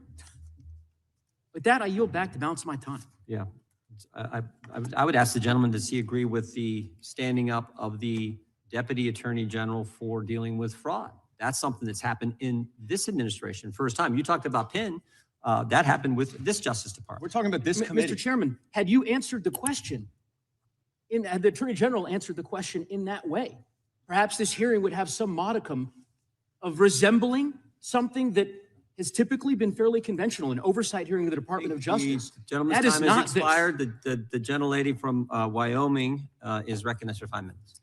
Attorney General Bondi, I want to express my gratitude to the President, you and your team for your continued efforts against extreme anti-energy policies taken by states and cities that serve only to increase costs on the American people. This is an issue of great concern for Congress as well as the consumers. At the behest of networks of non-governmental organizations and anti-growth activists, Democratic-controlled states and cities are enacting laws and pursuing coordinated lawsuits that would impose retroactive liability on energy producers for past global emissions based on speculative future climate change harms. The proponents of these plans call them climate superfund laws, but in reality, that is simply window dressing for taxes and fees imposed on consumers and businesses that don't even have a presence in these states or communities. But if you look at the billions of dollars they hope to gain from these efforts, the real goal here is to increase their already mismanaged state budgets by imposing fees on consumers and businesses in energy producing states such as the state of Wyoming. I would describe this as the tobacco litigation on steroids. Vermont has enacted such a law, and another has recently gone into effect in New York. Similar laws are under consideration in a number of other states. Clearly, this problem is spreading. Would you agree that Congress has not authorized states to impose retroactive liability against energy producers and lawful carbon emissions? Yes. And would you also agree that protecting consumers is a core part of the DOJ's mission? Absolutely. Would you further agree that combating state policies that seek to hide and shift the true cost of programs like these onto consumers fits within your mission? Yes. So, Attorney General Bondi, fossil fuels are the foundation of the U.S. economy, and the recent winter storms underscored that gas, coal, and oil remain essential to grid reliability and heating our homes. Can you confirm that the DOJ is fully committed to using all available legal tools to stop these state and local level attacks on domestic energy production? Congresswoman, we are committed to that, and so is the entire administration. We talk about that a lot. Thank you. Thank you. The President's April 2025 executive order directed the DOJ to identify and act against state laws that burden U.S. energy production. What concrete actions has the DOJ and the administration more broadly taken to carry out this directive? Well, we filed 4 lawsuits. We're filing multiple lawsuits. Many things are pending within this office to carry that out. Okay. States continue to invent new causes of action to pursue state climate lawfare, as is evidenced by Michigan's recent novel claim related to antitrust violations. The city of Boulder, Colorado has also filed such a lawsuit, despite refusing my challenge that they actually forego the use of fossil fuels if they disagree with them so much. Does the Department of Justice agree that these novel approaches require a federal response, and will the department pursue such an approach? Yes, Congresswoman, and we'd be happy to talk to you more about that. Wonderful, Yes. thank you. Multiple climate lawsuits are now advancing toward trial, even in states that rely on those energy forms to provide heat and electricity for their citizens. In fact, in any community, that they all rely upon fossil fuels in some fashion. Is the department actively considering intervention to protect federal supremacy over interstate emissions and energy policy? Yes, we'd be happy to discuss that with you. Thank you. And clearly, this is an area in which Congress has a role to play. To that end, I'm working with my colleagues in both the House and Senate to craft legislation tackling both these state laws and the lawsuits that could destroy energy affordability for consumers. To that end, are there any authorities or tools that DOJ and the administration don't currently have at their disposal that would be helpful in that effort that Congress could adopt? Well, we work with multiple agencies throughout the administration, but I'd be happy to talk to you about that more. Wonderful, Yes. thank you. I appreciate your effort in this regard. And may I have 20 Please. seconds of your time Please. before to address something? Yes. Thank you. Your colleague, Senator Neguse, didn't want to talk about crypto because he said I was a disgrace talking about crypto because he didn't want to talk about the tremendous crime in his jurisdiction. He voted no on preventing violence against women by illegal aliens. Yet on June 1st, 2025, Mohammed Solomon attacked members of the group Run for Their Lives in Boulder, Colorado, where an 82-year-old woman sustained burns on over half of her body and eventually died from her injuries. I believe that she was a Holocaust survivor. She was. The time the gentlelady has expired, the gentlelady yields back, and the gentlelady from Georgia is recognized. Thank you, Mr. Chair. Ms. Bondi, as the Florida Attorney General, attorneys from your office handled the appeal of my son, Jordan Davis's murder, which was denied. As a result of the efforts of those attorneys under your watch, the court actually upheld the life sentence for a man who used prejudice as his defense for murdering my son and scarring his friends for life. Attorneys from your office under your management worked hard to remove a dangerous man from the community who terrorized innocent people like my son and his friends. The compassion and respect that my family received throughout that ordeal were critical in helping us keep faith in the rule of law and justice. Based on my experiences, I have seen how strong victim services, sustained investigations, and well-supported prosecutors can make a meaningful difference in the lives of families who are grieving and suffering. Ms. Bondi, just yes or no, would you agree that government officials should be respectful and supportive of victims' families as they mourn. First, Congresswoman, thank you for talking about that, and I'm so very sorry for what happened to your family. Thank you. And yes, I agree with that with all victims, including the ones sitting behind us today. I absolutely do.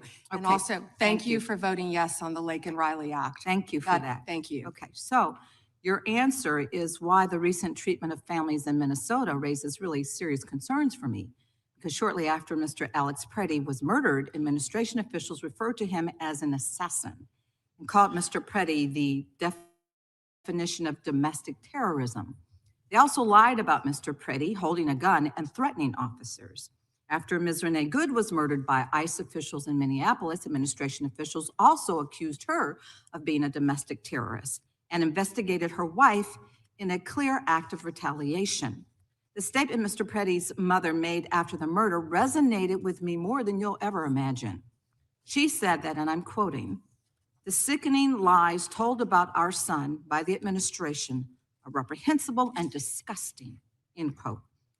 And I assure you, I know how it feels to hear lies that are told to justify the taking of someone's son.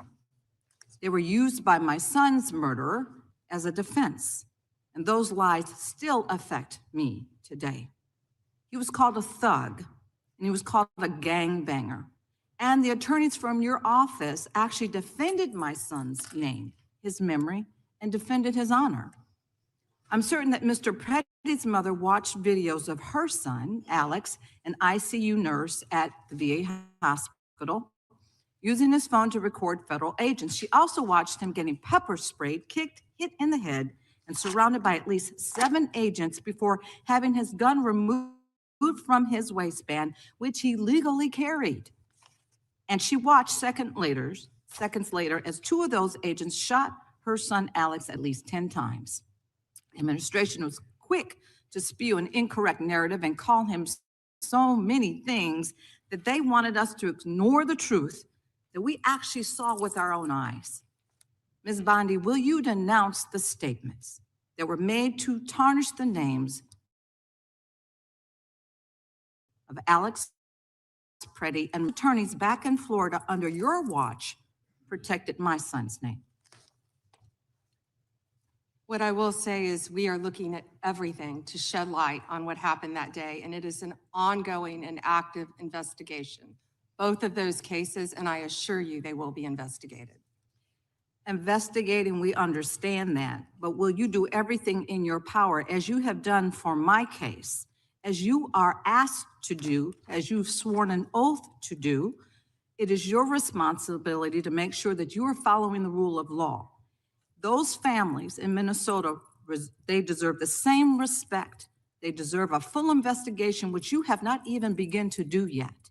So what are you saying, is that they don't deserve any respect for a full investigation into their murders? Well, that that's is not incompetence on your behalf. Well, that The is not American accurate. people do deserve better. Non-commitment to defending the rule of law is what we see from you. I I will told you we always were stand up for investigating. survivors, and I heard you say earlier when you told us that you will fight for them as well.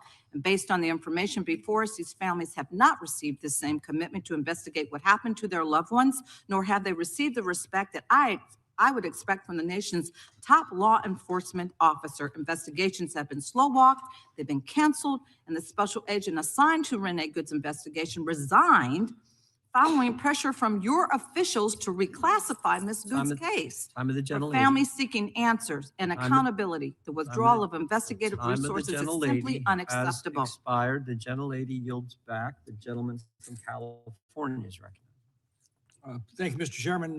Madam Attorney General, I get the sense that we've lost a little perspective here.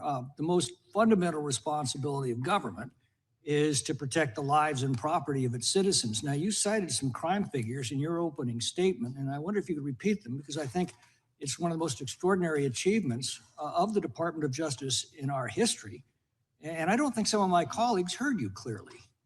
Thank you, Congressman. And would you mind if I address something that Go right ahead. Congresswoman McBath wouldn't let me address first. Go right ahead. The reason that she wants to continue to talk about Minnesota, which we will all day long, is she doesn't want to talk about her own jurisdiction in Atlanta, because she doesn't want to talk about Christopher Welcher, who traveled across state lines to try to meet, and nothing's funny about this, to meet and molest a 14-year-old girl in Georgia.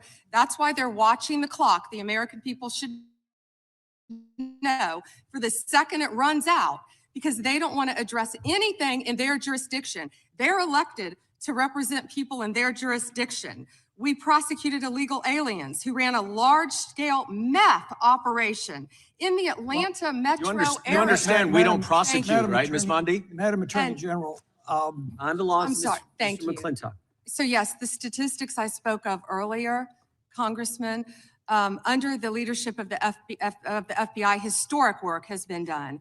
A drop 20% in the nationwide murder rate in 2025.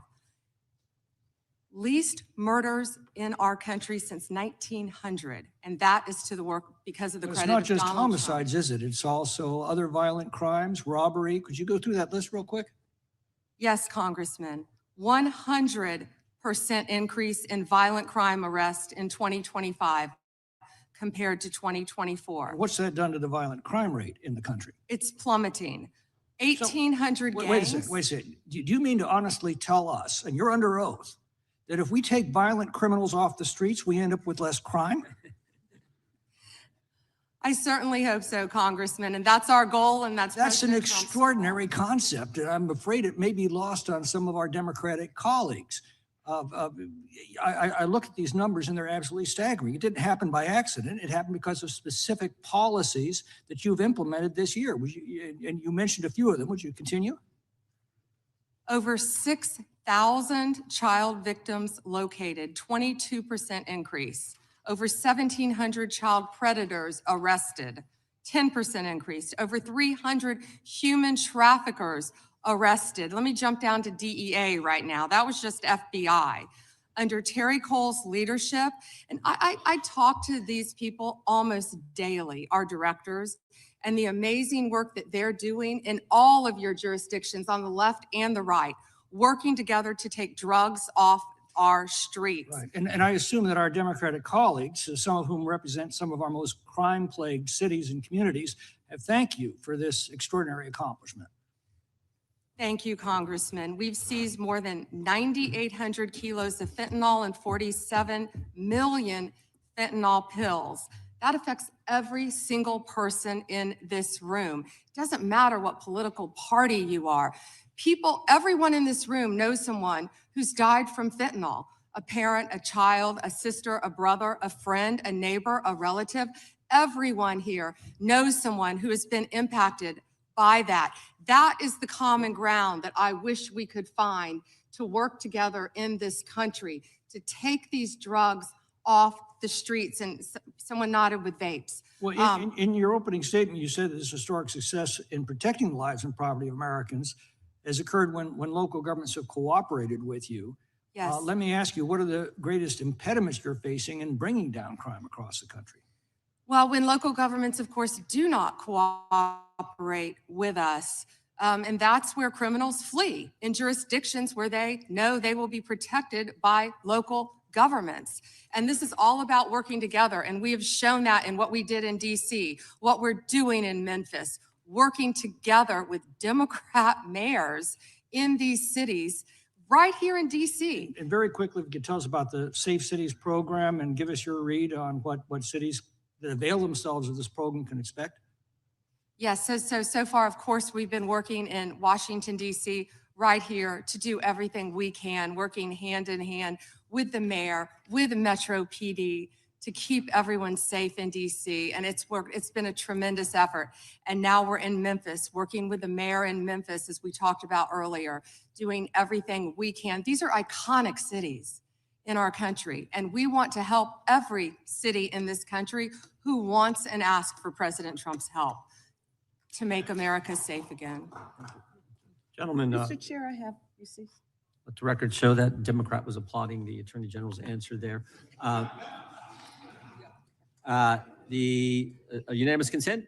Yes, please. All right, the gentlelady is recognized. Mr. Chair, I have a few unanimous consent requests. I would like to submit into the record this New York Times article titled "Alex Pretty's Friends and Family Denounce Sickening Without Lies objection. About His Life." I also would like to objection. submit this Daily Mail exclusive interview with Vice President J.D. Vance titled "J.D. Vance Refuses to Apologize to Alex Pretty's Family After Spreading objection. ICE Assassin Claim." One more. My last submission request is a New York Times article titled "FBI Agent Who Tried to Investigate ICE Officer in Shooting Resigns." Without objection. Thank you. The chair now recognizes the gentlelady from North Carolina. Thank you, Mr. Chairman. Everybody else here and throughout the country believes that convicted sex offenders don't deserve special treatment or privileges in prison. And yet Ghislaine Maxwell, Jeffrey Epstein's co-conspirator, received perk after perk in prison. In July, she had a 2-day interview with your deputy and President Trump's former defense attorney, Todd Blanche. Just days after that, Maxwell was transferred from a federal correctional institution in Florida to a minimum security camp in Texas, which she, as a sex offender, would normally be ineligible for. At this new facility, as the ranking member talked about, and by the way, it's nicknamed Club Fed, we've heard reports that she's been afforded special privileges: puppy time, private workouts, personal mail, secretarial services. Attorney General Bondi, does a convicted sex offender like Ghislaine Maxwell deserve special treatment and privileges in prison? Yes or no? Let me be crystal clear on this. No. And Thank you. let me keep going. No, let me keep going. Perfect. Well, I did not know she was being transferred. I asked you yes or no. She was and not I'm transferred to a reclaiming my time. lower Mr. Chairman, level. please stop the clock and remind the witness of the rules. One rule she needs to And I'm understand glad here. that we're agreeing. So when we're agreeing, we can move on to some other things. When But we're I not want you agreeing, to know that every time she does get these perks, and it's been publicly reported, that the folks she's abused, the survivors who are sitting here, they see themselves as being denied justice. They feel re-traumatized. And I'm glad that we agree on that. But she should not be in that prison. And she needs to be moved back to a maximum security prison as soon as possible. But what she has told another committee here is that she won't cooperate with them unless she gets clemency from Donald Trump. It's just crazy to consider that she can be wielding this kind of influence within the administration. But that begs the question, who ordered her to be transferred to the minimum security prison that she was ineligible for? Who signed off on the special privileges? Was it Mr. Blanche? Was it one of your other subordinates? So please, can you tell us who sent her there, since you don't agree she should be there? I said I do not agree she should receive special treatment.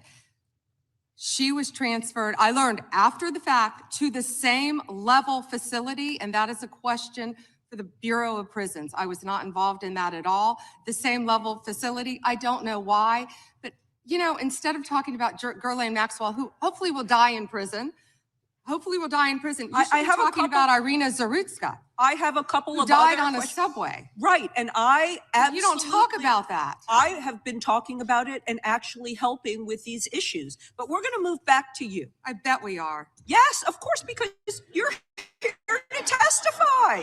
That's what the whole point of this endeavor is. So of course we're moving back to you. It is all about you. So as we've heard, she took the fifth in response to every single question in that committee hearing. And her lawyer dangled the offer of clemency. Should Donald Trump pardon or commute her sentence? Should she be released from prison? Yes or no? You said you hope she dies there, so I'm hoping the answer is no. I already answered that question. Good. I'm very glad. I really like this bipartisan agreement about Well, when what it should agrees happen with with you, her. but you don't want to talk about Irina Zarutska. You don't want to talk about I talk about her murdered all by the a time, violent crime but I offender am not in here your to jurisdiction. testify before Congress. You are. That is your job today. You are That's what you're getting paid for. obsessed with attacking. So I want you to know that your own DOJ employee, he's recently been demoted and had some other problems, advises on pardons. Do you think he will be advising Mr. Trump on any kind of clemency or pardon for Ghislaine Maxwell? I'm not going to speculate, and you couldn't even identify properly. That's why you don't want to talk about Irina Zarutska. You couldn't properly identify her relative. I absolutely It's embarrassing. have been, and her family, by the way, appreciates all of the condolences, all of the help, everything that our law enforcement in North Carolina has been doing to help her family. Her family feels well treated. Thank you, and I yield back. Gentlelady yields back. Gentleman from California is recognized. I'd ask unanimous consent to enter into the record an article by former Attorney General William P. Barr entitled, "Why Pam Bondi Didn't Publish All the Epstein Files in 30 Days." The answer is simple. It was not possible, from the Wall Street Journal. Well said. Without objection, the gentlelady from Florida is recognized. Thank you, Mr. Chairman. I'm sorry. May I respond 20 seconds to something that Congresswoman Ross said? Go right ahead. Thank you. She also opposed a sex offender registry as head of North Carolina ACLU. Thank you. Thank you, Madam Attorney General. And I'd like to pick up where you left off a moment ago, because we convene here today as a committee for the stated purpose of conducting oversight of the Department of Justice. And so it's critical for us to focus first on the mission of the department and assess your success in discharging it. So the mission of the department is to enforce federal law, defend the rule of law, and protect the American people from violent crime, terrorism, drug trafficking, fraud, and exploitation, to promote public safety. And what we have heard today unequivocally is that President Trump's Department of Justice, under your leadership, Attorney General Bondi, is doing exactly that. Just a moment ago, you shared with us some incredible statistics that the United States, under your leadership, has achieved the lowest murder rate in 125 years. That in the first year of this administration, murder is down 21%. Robbery is down 23%, carjacking down 43%, and gun assault down 22%. That is what public safety looks like. Under your leadership and that of President Trump, you've located more than 6,000 child victims of trafficking and exploitation, arrested 1,700 child predators, and apprehended more than 300 human traffickers. Significant increases. And those aren't just statistics. Those are precious lives that your department and the men and women of federal law enforcement have saved. Madam Attorney General, you've mentioned a couple of specific criminal trends during this hearing that I'd like to discuss with you further, because one of our important roles in Congress is making sure that our laws and our law enforcement stay ahead of predators as technology evolves. I lead legislation in the House, along with bipartisan co-sponsors on this committee, to make sextortion a clearly defined criminal offense. We actually passed that out of the House of Representatives.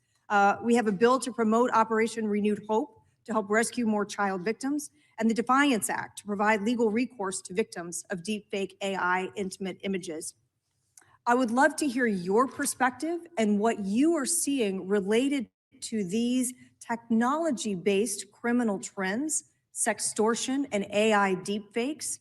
What are you seeing at the Department of Justice, and why do you believe that efforts to combat these types of crimes are important? Sextortion, and thank you for supporting that, Congresswoman. I think that was a bipartisan effort, actually. I think many of you on both sides of the aisle supported that. Thank you for that. You know, as a career prosecutor, it's horrible seeing that, and seeing that young women and often young boys have been exploited with sextortion. And I see, thank you, both sides of the aisle nodding on that. It's horrific. The suicide rates go up. And that's why we have to do everything in our power to protect not only young girls, adult women, boys and men from sextortion, because it is happening and we're doing everything in our power, thanks to your legislation, all of you, to stop that. I'd like to hear a little bit more about some of the Department of Justice programs like Project Safe Childhood and the Internet Crimes Against Children Task Forces, partnerships that bring together federal, state, and local law enforcement. Sometimes the work between those law enforcement groups together really creates some incredibly powerful outcomes and some great success stories. I know you, as Florida's Attorney General, had a tremendous amount of leadership in our state, trying to make sure we were taking care of children, also the elderly, protecting them from fraud, ending drug trafficking. Tell us a little bit about some of those departments within DOJ. Yeah, when you talked about Project Safe Neighborhoods, we've done a lot of that in Florida when I was state AG, and actually back when I was a state prosecutor prior to being Attorney General. That is so important. I feel like what we've been doing in DC too, with the Take Back DC and Make DC Safe Again, is similar to that. Going into the neighborhoods, working with the community, seeing law enforcement officers out there playing basketball with kids who live in the neighborhood. It's pretty remarkable what we've seen firsthand. Citizens in Memphis saying that they appreciate, they can walk outdoors now and they feel safe. People coming up thanking law enforcement and working hand in hand with them. We will continue all of these programs and working jointly with both sides of the aisle to keep our families safe. Thank you for that, Madam Attorney General. Mr. Chairman, I yield back. Gentlelady yields back. Gentleman from Tennessee is recognized. I'd like to introduce for the record a letter to Director Gabbard from Mr. Warner and Mr. Himes, and a letter response from her to them about who invited her to Atlanta, and a copy of the search warrant. And I'd also like to just make clear for the record, the reason people in Memphis weren't going out was because the ice was on the ground and we were afraid we'd fall. But other than that, we go out all the time. Gentlemen, without objection, there's unanimous consent. The gentlelady from Vermont is recognized. Thank you, Mr. Chair. Attorney General Bondi, according to your department, a child is sexually abused in the United States every 9 minutes. And the vast majority of survivors never get justice. And that's one of the reasons why I think the Epstein case has resonated so deeply with so many Americans. And the other reason I think is because it has revealed a two-tiered system of justice. And the powerful are protected and the survivors rarely get any accountability. And the Epstein files contain evidence of a multi-decade international criminal conspiracy involving some of the wealthiest and the most powerful people in the world. There's evidence of financial crimes, political corruption, sex trafficking, and of course, horrible sexual abuse. And I want to remind everybody, this isn't a game. These are real people, people who have suffered, who are sitting here with us today, and they deserve answers and they deserve accountability. And I'm here to try to get some for them. Now, I've seen some of the unredacted Epstein files. Now, obviously, as you know, President Trump's name is all over them, but so are the names of other senior Trump officials: Howard Lutnick, Secretary of Commerce; John Phelan, the Secretary of the Navy; and Stephen Feinberg, the Deputy Secretary of Defense. These men were appointed by President Trump to senior positions in his administration. All of them have clear and confirmed ties to Jeffrey Epstein. Attorney General Bondi, yes or no ties to Epstein? Excuse me. Secretary Lutnick has addressed those ties himself. I'm asking you, has the Justice Department specifically asked Secretary Lutnick about his ties to Jeffrey Epstein? He has addressed those ties himself. Has the DOJ asked Secretary Phelan about his ties to Jeffrey Epstein? I don't know whether he has addressed those or not. Has the Deputy Secretary Feinberg talked to the Department of Justice about his ties to Jeffrey Epstein? Yes or no? Has the Department of Justice talked to Deputy Secretary Feinberg about his ties to Jeffrey Epstein, which are clearly spelled out in the files? It's a very simple question. It's not a trick question. I'm just asking you. Yeah, I'm stunned that you want to continue talking about. Oh my gosh. Epstein Okay, I'm instead of a border reclaiming my patrol time. I'm agent asking murder. you not a trick question, a simple Stunned. question. Okay, so what is clear is we have evidence. Do you know who Chris Malin is? We have evidence that 3 senior officials within the Trump administration have ties to Jeffrey Epstein. And what I does can ties conclude, mean? I can conclude What does from what ties you are mean? saying that you have not talked to them. What does ties So, mean? Can I you think define that? Americans would be shocked to learn that you are not interested in talking with these officials who have ties to Jeffrey Epstein. What does across ties the mean? world, Can you define that? across the world, Can you prominent define men ties? who've been Time exposed belongs to the in the files have resigned their jobs in disgrace. And that's a good first start. And that same Disgrace is standard, not saying the word this Chris same Malin. standard should apply here. And Americans want accountability. Who is Chris Malin? Was the president he? aware? Please stop talking. It is not your time to ask was he? questions. It is not your time. I'm reclaiming my time, Mr. Chair. One second. Time belongs to the gentlelady from Vermont. Was the president aware of Secretary Lutnick's ties to Epstein when he chose him to lead the Department of Commerce? Was he aware? Chris Malin was a border patrol agent. Okay, so I'm going to conclude and that she the president, in never fact, mentioned did him know about his in ties her because he district. was the next door neighbor. Shame on you. Oh, for goodness sakes. You're this from is a tiny, pathetic. This beautiful is state. pathetic, Mr. Committee will Chair. be in order. I am not asking trick questions here. The You got your American 5 people minutes. have a right to know the answers to this. These are senior officials in the Trump administration.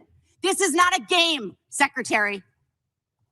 I'm Attorney General. My apologies, I couldn't tell. But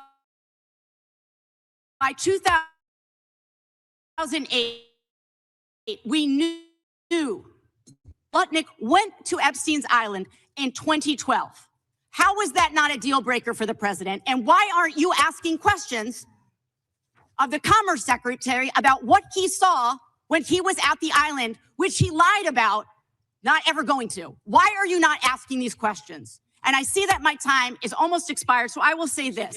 Do the right thing, Attorney General. Meet with the survivors. They have been asking for a year. Meet with the survivors. Do the right thing. I yield back. Gentlelady yields back. The gentleman from South Carolina is recognized for 5 minutes. May I have 20 seconds of his time? So that'd be up to the gentleman, but. Absolutely, Madam. Thank you. Thank you. I was curious if you, Congresswoman, asked Bill Clinton that. Didn't see one tweet, not one. I didn't see one tweet when Joe Biden was in office about Bill Clinton. Didn't ask Merrick Garland anything about Epstein, not once when he was. Weak sauce. Weak And sauce. also, I want the record to reflect that, with this anti-Semitic culture right now, she voted against a resolution condemning. Oh, from the is river Jewish. Epstein I just want to be as clear. anti-Semitic. Do you want to go there, Attorney time General? belongs Or to do the you want to go there? Are Time you belongs to the serious? gentleman Talking from about South anti-Semitism Carolina. to a woman who Lady lost will- her grandfather in the Holocaust? my time. I Really? reclaim my time. Really? The committee will be in order. Talk to Jared Wise about anti-Semitism. The ranking member knows that. Can I get like 30 seconds back, Yeah, I've been, Balance took I think 30 the of whole mine. committee knows I've been very All right, generous thank in you. making sure everyone gets their 5 minutes in the same. Attorney General, reply I'm to going the to talk gentleman about from South sanctuary Carolina. cities for a second, which limit the federal government's ability to enforce immigration law. They're kind of a new thing that Democrat jurisdictions are doing. They're in violation of federal law. During President Trump's first term, he rightly targeted sanctuary jurisdictions to try to force them to cooperate with federal immigration law. Federal immigration law, mind you, that was voted on in 1996, most recently, in a bipartisan Congress, signed by a Democrat president. But they are in violation of that law. These states and jurisdictions feel entitled to certain grants, of course. Y'all are combating that. Do sanctuary policies limit the federal government's ability to accurately estimate how many criminal illegals are in the country? Yes. Thank you. This means that the number of illegals could be higher, probably higher. Does this hurt the federal government's ability to carry out immigration laws designed by Congress? Yes, Congressman. In your opinion, do you believe that the Biden-Harris administration and Democrat pro-sanctuary policies make our community safer and for the American taxpayer? Do sanctuary policies make our community safer? No, Congressman. I want to do a brief video to highlight sanctuary cities.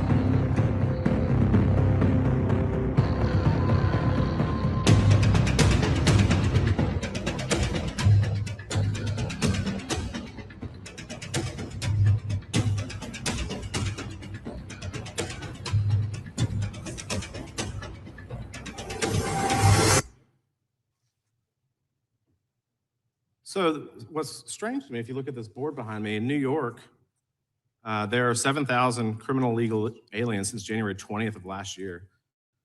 They've been released into the public because New York is not honoring detainers requested by ICE. California, similarly, has released 4,500 criminal illegal aliens. There are 33,000 under detainer in California alone. And of the people released, I think it's remarkable that those released in New York, 29 homicides, 2,500 assaults, almost 200 burglaries. These are people that are released into our community by these states that refuse to cooperate.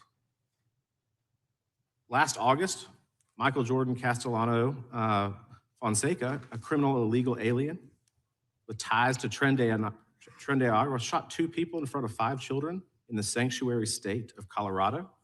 DHS lodged a detainer on him. He's awaiting trial, but the question is whether Colorado's sanctuary policies will prevent him from being removed from the country.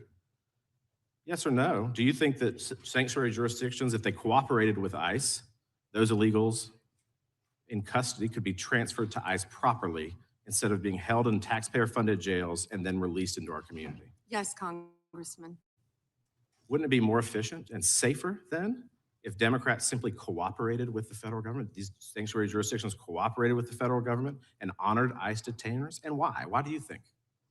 Of course, because so many criminals are running to sanctuary jurisdictions. Many of your colleagues across the aisle who we've seen speaking today about Epstein don't want to talk about the illegal criminals in their own jurisdiction for that reason. And yes, we need to do everything we can to work together to make America safer, and they're not doing that. This is not a partisan issue. People want to feel safe in their communities.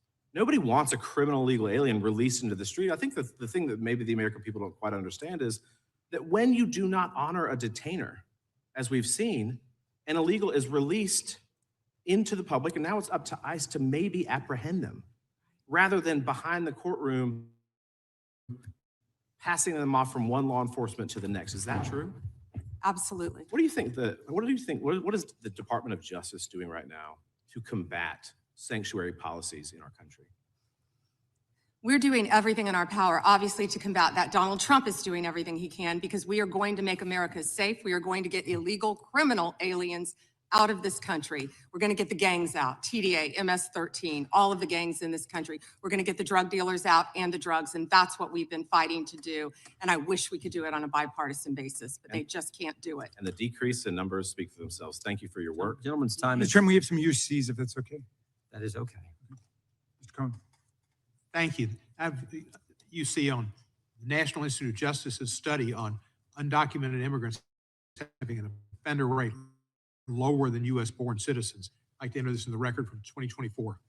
And without objection. And I have several myself, Mr. Chairman. The Guardian, January 26, 2026, why is Trump granting clemency to convicted fraudsters?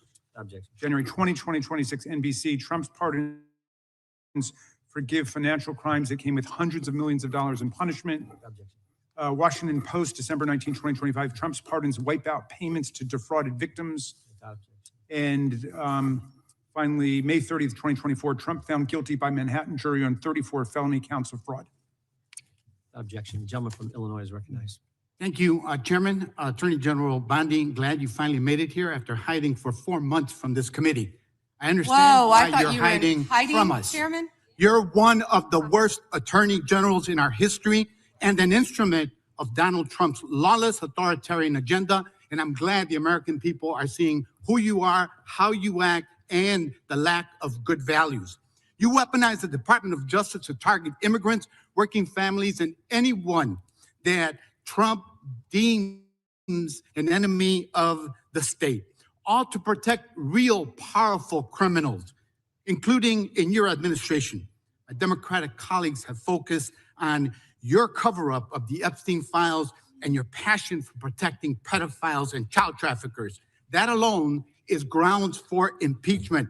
But there's so much more to your corrupt tenure as Attorney General.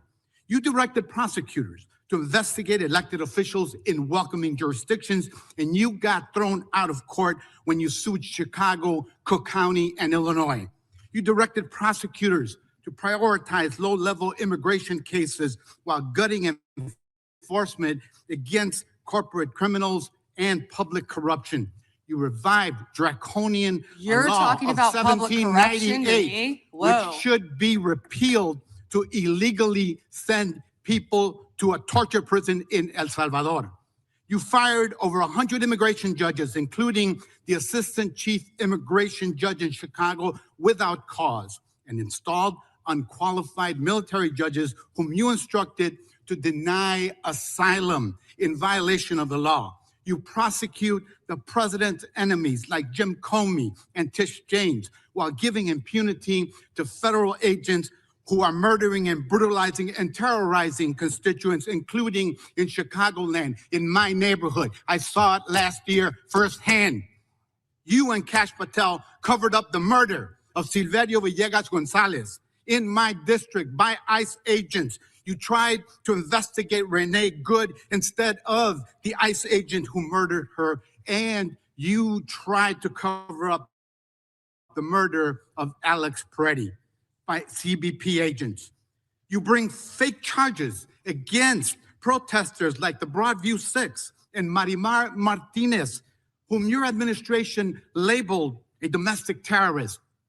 This is the Montessori teacher who lives in my district, while protecting thugs who terrorize us and DHS authority. That's what you do. Protect and enable the criminals who are plundering our society and destroying what's left of democracy and the rule of law. Epstein accomplices, mass DHS thugs, corporate criminals, Tom Homan, Eric Adams, insurrectionists, the list goes on. And you talk about fighting crime, but you protect any criminal who helps you and Trump turn our country into an authoritarian gangster state. And after all this, nobody supports you. I'm not talking about Democrats. I'm talking about conservative judges who are condemning the rampant lawlessness at DOJ under your leadership. Your prosecutors are quitting in droves over being forced to prosecute low-level immigration cases, including in Chicagoland. Your MAGA base despises you because you're covering up the Epstein file. How ironic. And even your own boss has repeatedly complained to your staff about you, calling you weak and ineffective. Weak and ineffective. That's what Donald Trump thinks of you already. You will not win, however. Chicagoland rejects you. The American people reject you. Our communities have demonstrated our strength and resilience in the face of cruelty and cowardice. Democrats must impeach and remove lawless officials like you and Kristi Noem and impose accountability for every criminal action.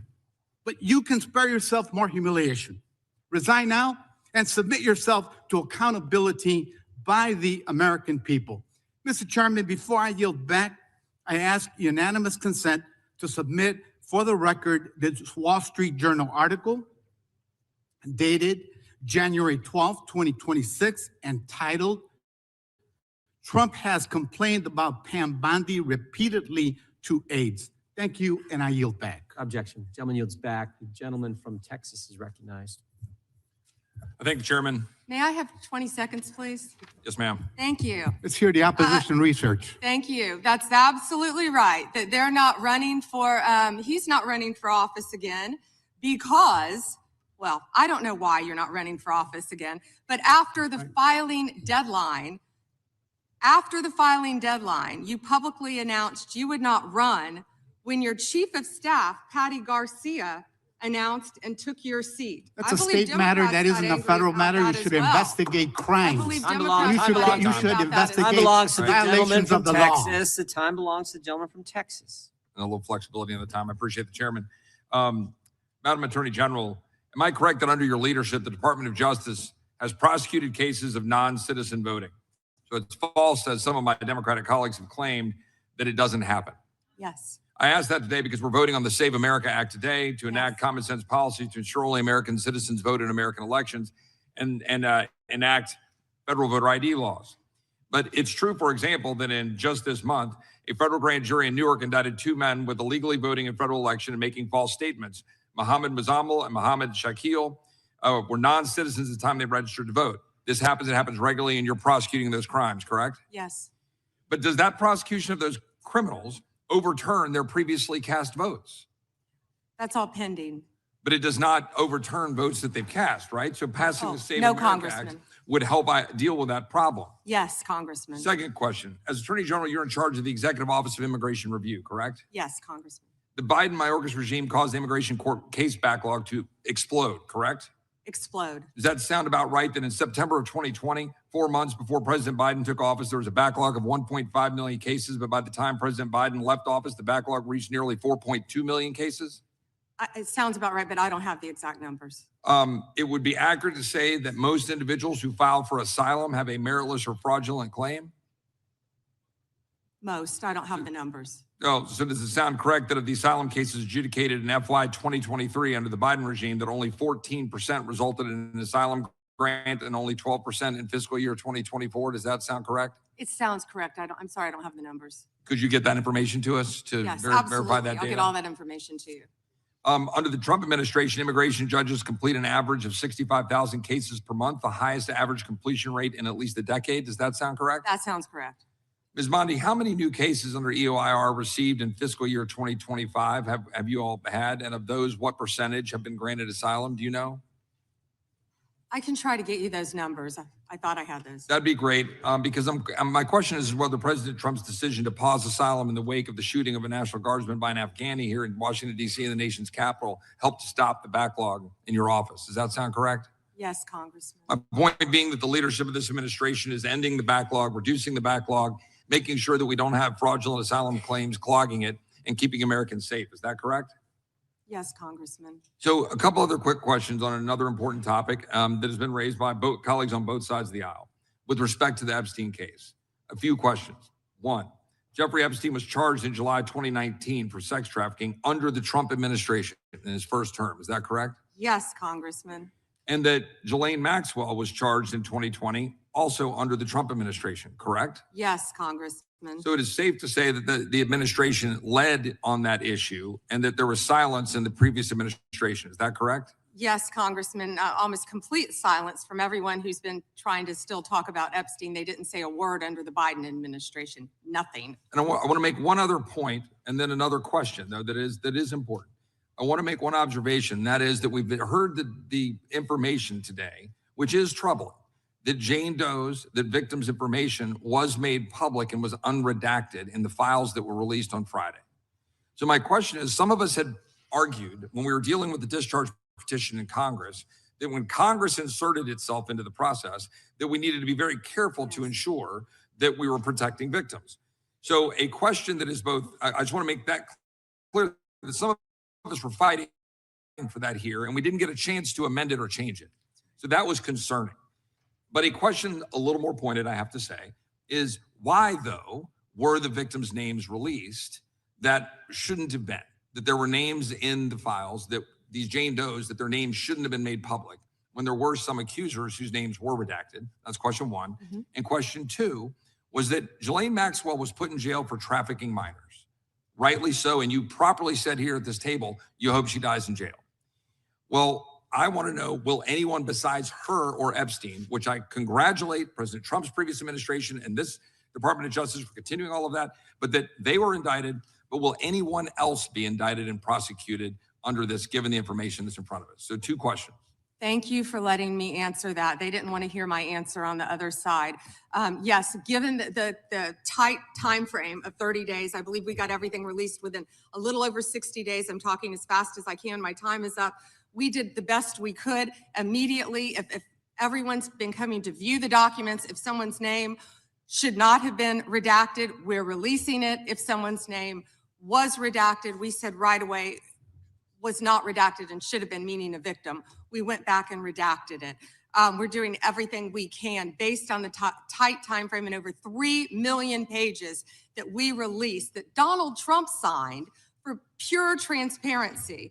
Second, what was your second question? About whether another individual will be indicted. Absolutely. And Thank you for asking that. And they never wanted to hear the answer to that.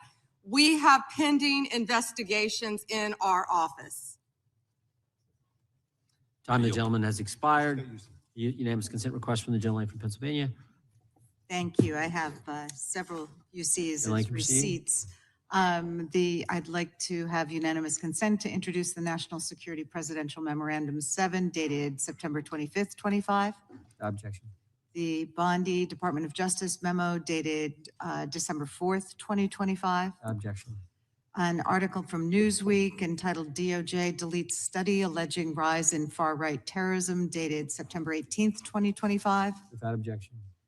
Notice article from October 3rd, 2025. Trump's directive on organized political violence could lead to increased surveillance of his critics. Without objection. Washington Post article, September 25th, 2025. Trump targets domestic terrorists, but only mentions the radical left. Without objection. Idaho Capitol Sun, October 18th, 2025. Rest easy, Idahoans. The No King demonstrators are American patriots. Without objection. Attacks on freedom of speech, what nonprofits need to know, published by the National Council of Nonprofits, the largest network of nonprofits in America. Without objection. The Freedom from Religious Foundation warns that Bondi memo weaponizes federal law enforcement against non-Christians and dissenting viewpoints. Without objection. A Ken Klipperstein blog from January 28th, 26, ISIS secret watch lists of Americans. Without objection. And an Intercept article from February 2nd, 26, Trump calls his enemies terrorists. Does that mean he can kill them? Without objection. The gentleman from Florida is recognized. Thank you, Mr. Chairman. Good morning, Attorney General Bondi. Good afternoon. Oh, you're right. Good afternoon. It's been a long day. I wrote this morning. We've known each other a long time, and I'll always be appreciative for your assistance when you were Attorney General in Florida after the shooting at my high school at Marjorie Stoneman Douglas in my hometown of Parkland when we passed a bipartisan bill, the Marjorie Stoneman Douglas School Safety Act, which was the largest policy response to a school shooting in American history. Your department also prosecuted to the fullest extent of the law a constituent of mine and former felon that had plans to kill me when he was picked up by law enforcement after he was target practicing in his backyard with 2 rifles, a scope, a silencer, 3,000 rounds of ammunition, an anti-Semitic manifesto. My name was the only name on their target list, and my kids found out about this from their friends at school. So thank you. However, the most transparent administration in American history. Before Trump, we didn't know the word transparency, apparently. It's been 12 months since you gave Republican influencers part 1 of the Epstein files. You said the list was on your desk, and a memo came out and said that there was no list. Phase 2 of the binders never happened. The President of the United States says the Epstein thing is a hoax. He blasts his own base for wanting the release of the files. He blamed Barack Obama. Republicans voted against the release of the files in the Rules Committee. Then they refused to even return to the Rules Committee until they could be protected from future votes on the release. Speaker Johnson sends Congress home a day early before break. They sent the Deputy Attorney General to meet with Maxwell. She says something favorable about the president. Miraculously, she gets transferred to a minimum security facility. No one can explain why. Miraculously, the leaks to the Wall Street Journal stop. We come back from break. We have the Massey discharge petition. Republicans drop a rule, a non-binding resolution trying to kill the Massey discharge petition. The White House says passing the Massey discharge petition is a hostile act. Trying to stop the necessary 218 signatures, according to Republican members that signed it, the White House brought them into the Situation Room, you know, the place where the president goes for time of war, promising things like appropriations or maybe even to primary them. People in the room say you were there. It didn't work. We get the 218 signatures. We eventually pass the Massey petition. You guys didn't release the files. You were forced by Congress, every member of the House except one, and the entire Senate. The reason the president signed it is because it was a veto-proof majority. We can't agree on anything, and yet the entire House but one member and the whole Senate forced the administration to release the files. Kash Patel under oath said to Senator Kennedy, the FBI is not in possession of any credible evidence that Epstein trafficked girls to anyone but himself. We know now that's not true. According to documents, Epstein had a worldwide sex trafficking ring. Girls from Poland, Czechoslovakia, Russia, Paris, modeling agencies sending him girls. He even had a relationship with a summer camp where he groomed girls at a picnic table. Ghislaine Maxwell says 29 Epstein associates cut secret DOJ deals. Turns out there is a list. 6 names readily available if you unredact them. Co-conspirators named, but we got them when you unredact them. Maxwell recently tells a House Oversight Committee that she wants clemency to release more names. Kash Patel under oath said Trump's name appears less than 100 times in the files. We now know that's not true. Trump's name appears more times in the Epstein files than God's name appears in the book about God. Okay, by the way, this is the Trump Bible. Move over, King James. Trump's name also appears more times in the Epstein file than Harry Potter's name appears in the 7 books about Harry Potter. Lutnick says that in 2008, he went to Epstein's home, says he had a massage table in the living room, that Epstein said he got one every day, that it was the right type of massage. He and his wife decide to leave and say they'll never be in a room with him again. Howard then says, I'm sure the Epstein stuff is all on video.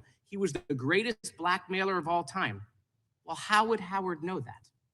But now the files are public, and in 2012, we found out that he and his family are on Epstein Island after Epstein pled guilty to state charges. I'm from Florida. I take my family to Disney World, not to Epstein Island.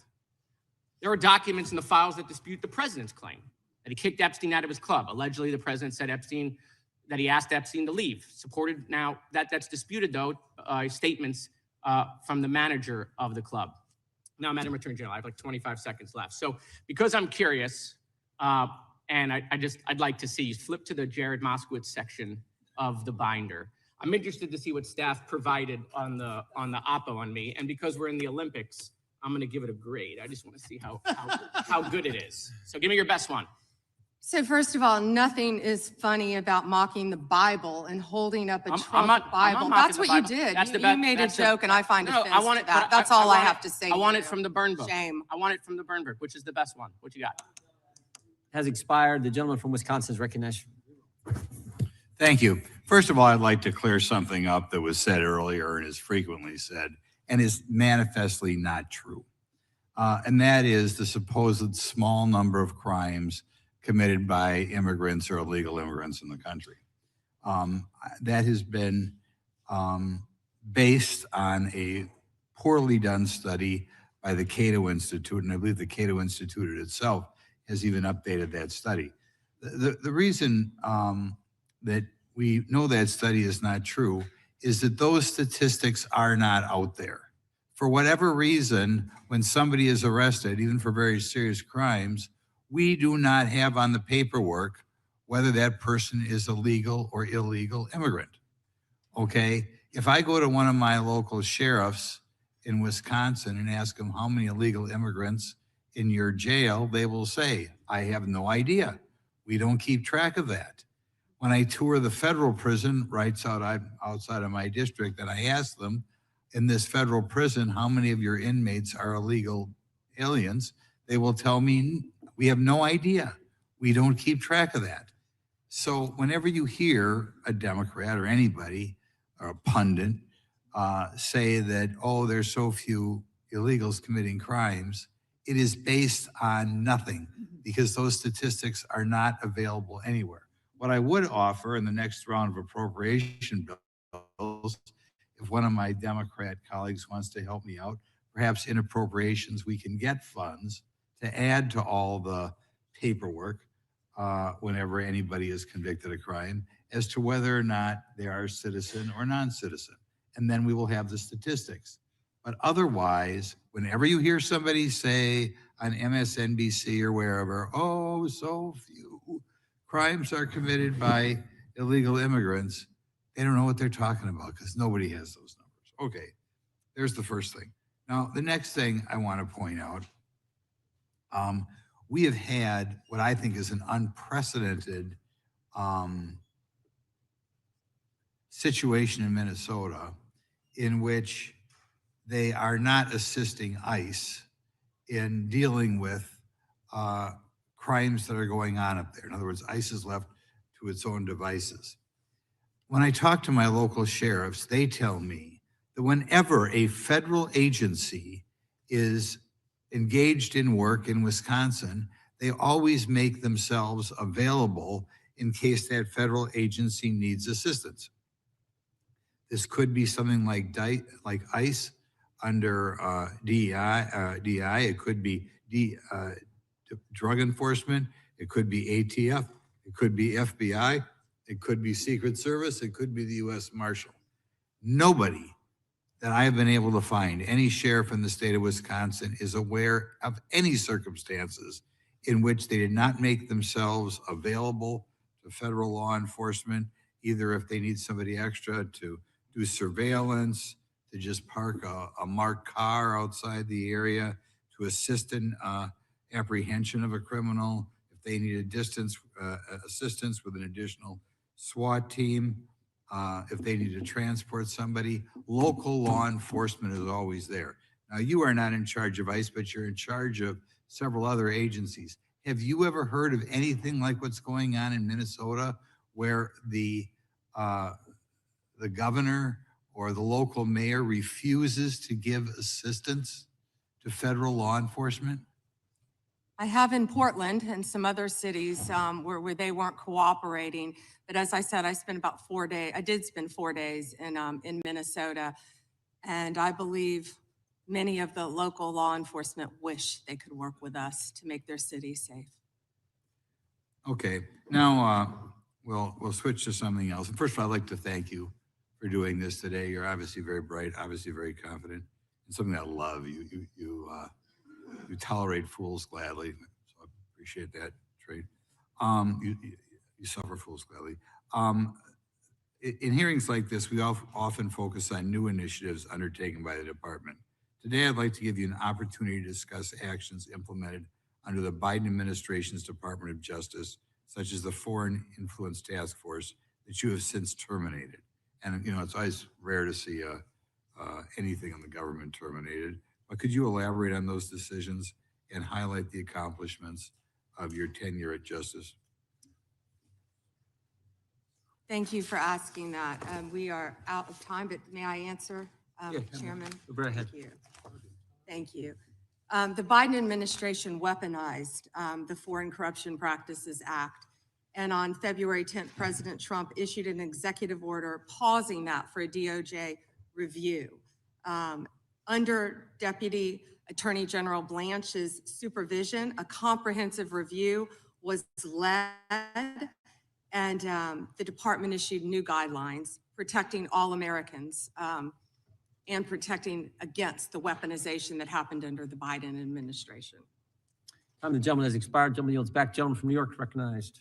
Thank you, Mr. Chairman. Ms. Bondi, I went over to the department yesterday for a couple of hours to review some of the unredacted materials. And I am looking forward to your detailed explanation for why you have withheld almost half of the documents, which is required by the bill. Now, obviously, there are 3 million documents, so I didn't get through much. But one thing I didn't see was the client list that you said you had on your desk a year ago. I did, however, find a couple of important documents. An 86-page prosecution memo from the Southern District of New York and a draft indictment from Florida against Jeffrey Epstein's co-conspirators. For reasons that I cannot understand nor are permitted by the bill, they were still redacted, even for members of Congress. So, Ms. Bondi, will you commit right here to immediately providing those two documents in unredacted form to members of Congress? Not a complicated question. Well, I guess it is for you because you have a law degree and those are privileged. Okay, they're not privileged, but we will discuss that later. I also found an email that I have right here from Jeffrey Epstein to Ghislaine Maxwell that was unredacted. And it included notes of statements that Donald Trump made about his prior relationship with Jeffrey Epstein. Now, there is no reason for this to be hidden from the American people. There is no privilege. There is no attorney-client privilege. And I see you're checking with your staff. And I can assure you, staff, this is not under attorney-client privilege because it was sent from Jeffrey Epstein to Ghislaine Maxwell. Will you commit to publicly providing the unredacted version of this so that the American people can understand the extent of Donald Trump's lies about his relationship with Jeffrey Epstein? You're about as good of a lawyer today as you were when you tried to impeach President Trump in 2016. Have you apologized for that in 2019? So will you unredact this? Will you were unredact lead this? counsel on that. Privileged. I'm asking you, will you unredact this? Privileged. Privileged, of course. I look forward to discussing this more. Now, these are obviously improper redactions. And let me stop for a minute. I'm talking. If they're not privileged, quiet. Don't yell at me. If they're not Mr. Chairman, would you stop the clock? This is on your time. It's not on Mr. If Goldman. they're not Even though privileged, you used your improper redaction. You'll like my answer. To If we continue review to them and they're protect not privileged, Time belongs to we the will member. be happy to release them. We'll after stop the review. clock. We'll stop the clock. Time belongs to the member. Go ahead. Even though you used improper redactions to protect Donald Trump and other predators associated with Jeffrey Epstein, you did the exact opposite thing with the survivors and victims of this scheme. So their identification information was really the only thing required to be redacted, and it was not. And it's clear this was not a mistake. This was not by accident. This was not because you only had 30 days when you really used 75, and that doesn't even include all the hours last March that you were redacting it. But I'll tell you why it's clear it wasn't a mistake. There is an email entitled Epstein Victim List. There are 32 names. One is redacted, 31 are not. So someone looked at it and decided to redact something. And I will tell you that that is clearly intentional to intimidate these survivors and victims. Now, in an interview last week, How will you tell me that's intentional? in an interview last week, Deputy Attorney General Todd You Blanche can't go off script. said that any victim that wants to speak with the department has done so, hopefully. Well, thanks to the incredibly brave people sitting here behind you, we can actually ask them if that's true. Now, with the survivors and victims who are here, please stand up one more time. Just by show of hands, how many of you or your loved ones actually have met with the Department of Justice and provided testimony and evidence? None. And of those of you who have not met, which is everyone, how many of you have reached out either individually or through a lawyer or representative to offer to provide testimony and evidence? All of them. And of those of you, all of you who have reached out, how many of you were denied or ignored by the Department of Justice? All of them. And despite the shameful and despicable efforts by Ms. Bondi and her department to intimidate you, how many of you are still willing to speak to the Department of Justice? All of them. Well, Ms. Bondi, it looks like you have some more witnesses to talk to. Gentleman's time has expired. And I yield back. We will go to the good gentleman from North Carolina, Congressman Knott. May I have a moment, Congressman? Yes, ma'am. Thank you. Here we go. Here's the photograph. This is why he wanted to repeat everything that had been said previously on Epstein. This is his state, New York. You probably don't even know who this is. Wahid Mohammed from Afghanistan. Yes, because I'm no longer a prosecutor. Convicted of assault. Wow, he represents New York. Wow, yet he doesn't care about the illegal aliens convicted of crimes. Assault and homicide. No longer a prosecutor, so he doesn't care about his constituents. Here we go. Arson, El Salvador, Miguel Palacios. Fermin Flores Ramales, Mexico, rape. Let's talk about the 70% of immigrants who are detained without a criminal conviction or arrest. Stop the clock. Stop the clock. Time belongs to Congressman Knott. Thank you, Mr. Chair. Madam Attorney General, I want to be sure that the American people understand exactly what we're referring to when we talk about sanctuary policies. They are often framed in sort of innocuous terms like, we refuse to take part in immigration law. And when you add up all of the population represented by these cowardly politicians in sanctuary jurisdictions, whether it's a county, city, or state, sanctuary jurisdictions account for roughly 40% of the United States. Now, in reality, it's much more than just a passive exercise. Is that not correct? Yes. It's unbelievably active. And in terms of breaking down these terms, I want to break it down as clearly a term as I can. What is a federal detainer for the American people? Please describe it. A federal detainer is when someone is held in federal custody. Yes. And when a federal detainer is issued to local law enforcement, they are obviously in local or state custody, correct? Yes. And federal officers take note of that apprehension and they say, we want to come and apprehend him or her to deport them. Isn't that correct? Yes. And in these sanctuary jurisdictions, whether it's California, Illinois, New York, or other places, even in North Carolina, there are sanctuary jurisdictions. That federal detainer often prompts not any cooperation, not any assistance, but a release onto the streets. Isn't that correct? Yeah, and Congressman, a federal detainer is federal law. Yes. That people must abide by, yet these jurisdictions, many of these jurisdictions are not abiding by that. And we hear a lot of talk from the other side about victims of violent crimes, sex crimes, murders, whatever it may be. But I want to be very clear. Illegal aliens who have been arrested for committing some of the most heinous crimes, they have been released by sanctuary cities, by sanctuary states, rather than being turned over to the federal government for deportation. Isn't that correct? It is, and it's sad for all Americans that any jurisdiction would do that. These are some of the most violent criminals I think we've all seen. Yes. And despite their best efforts to obstruct you and the president in making us all safer, I just want to go through a quick list again of the accomplishments that you have been in part responsible for achieving. True or false, the country now has the lowest murder rate in 125 years. Yes.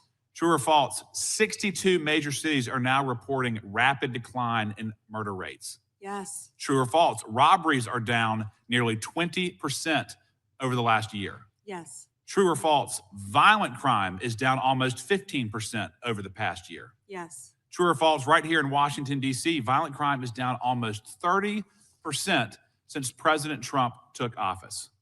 Yes, and the number may be even better than that, but yes. Good. Yes. True or false, the DEA has seized over 200,000 kilograms of cocaine since President Trump took office. I believe so, and 78,500 kilos of meth and more than 260,000 kilos of cocaine. Unbelievable. That's lives saved every Unbelievable. day for all of us, for Absolutely. families, for children. And then true or false, the Department of Justice under your leadership has a 92% success rate at the Supreme Court, I believe so. or ballpark. Ballpark. And then true or false, this administration is attacking the waste, fraud, and abuse that we have seen in places like Minnesota that is removing billions of hard-earned tax dollars from this country. Absolutely, and President Trump is committed to doing that in every city in this country. And Madam Attorney General, just to be very brief here, I want to be sure that you know that many on this committee made very serious efforts to try to amend the Epstein petition to give you the resources and the time to protect victims, to go through and to have the necessary runway to thoroughly go through that file. Unfortunately, those requests were met with refusal, and we were unable to make the necessary amendments. But thank you for being here today. Thank you. Good gentleman yields back. We turn to the good lady from California, Congresswoman Kamlager Dove. Thank you, Mr. Chair, and thank you, Attorney General, for being here today. I want to talk with you about an issue on which there is broad bipartisan agreement: the importance of ensuring trust between the American public and those government officials who wield powerful law enforcement responsibilities. So, Attorney General, would you agree that it is important for law enforcement leaders to be honest?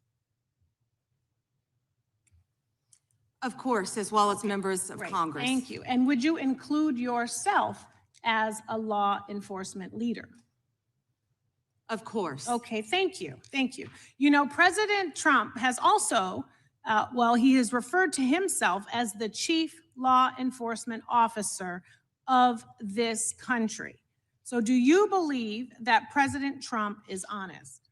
He is the commander-in-chief of the United States of do you America. believe And that not only President is he Trump is keeping honest? this country safe, Do you he believe is keeping this honest? world It's safe. a simple question Of which course you didn't I do. answer. He is Okay, the thank you. commander-in-chief. Last June, Minnesota lawmaker Melissa Hortman, her husband Mark, and their dog were brutally murdered in their home.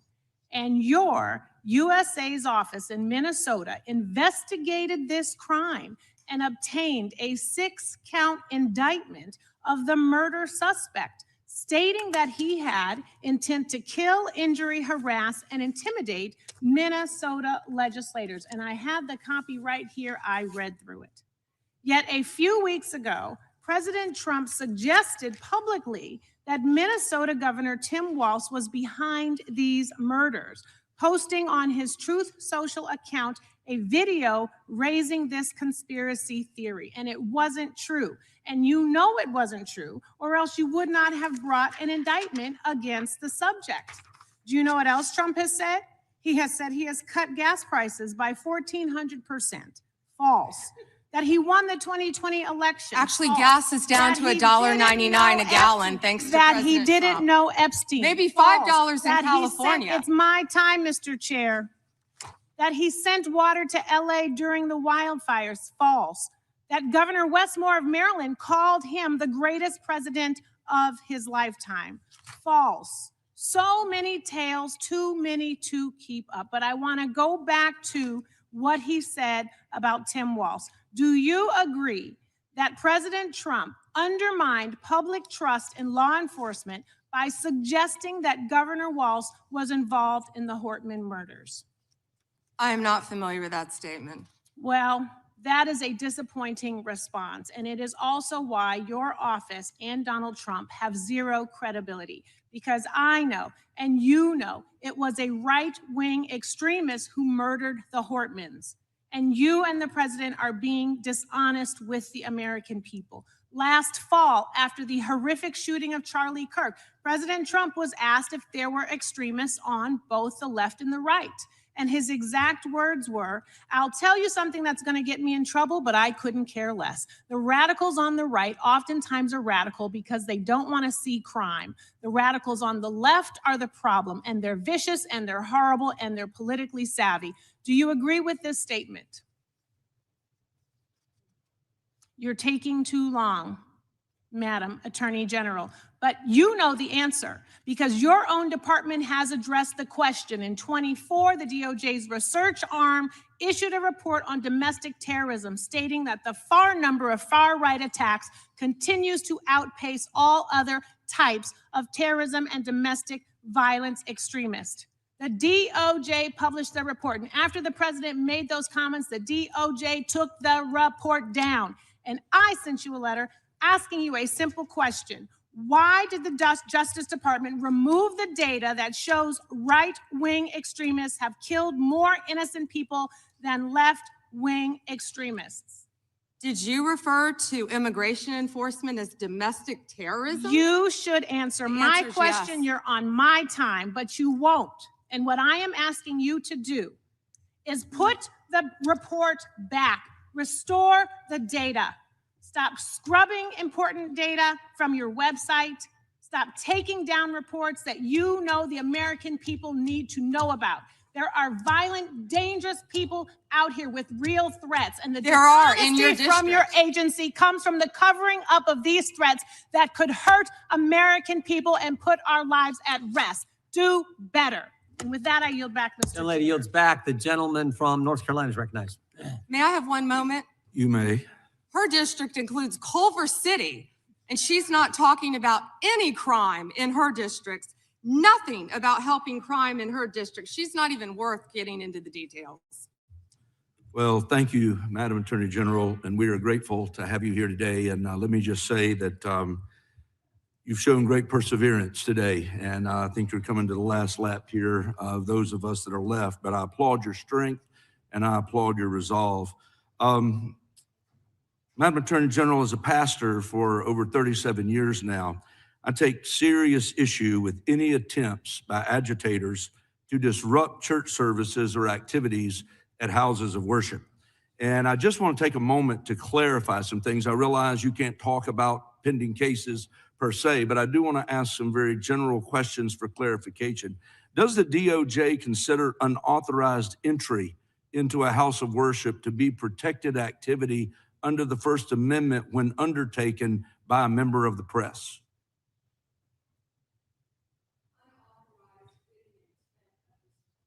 Unauthorized with the intent of disrupting, yes. Okay. Even And- if it's a blogger like Don Lemon.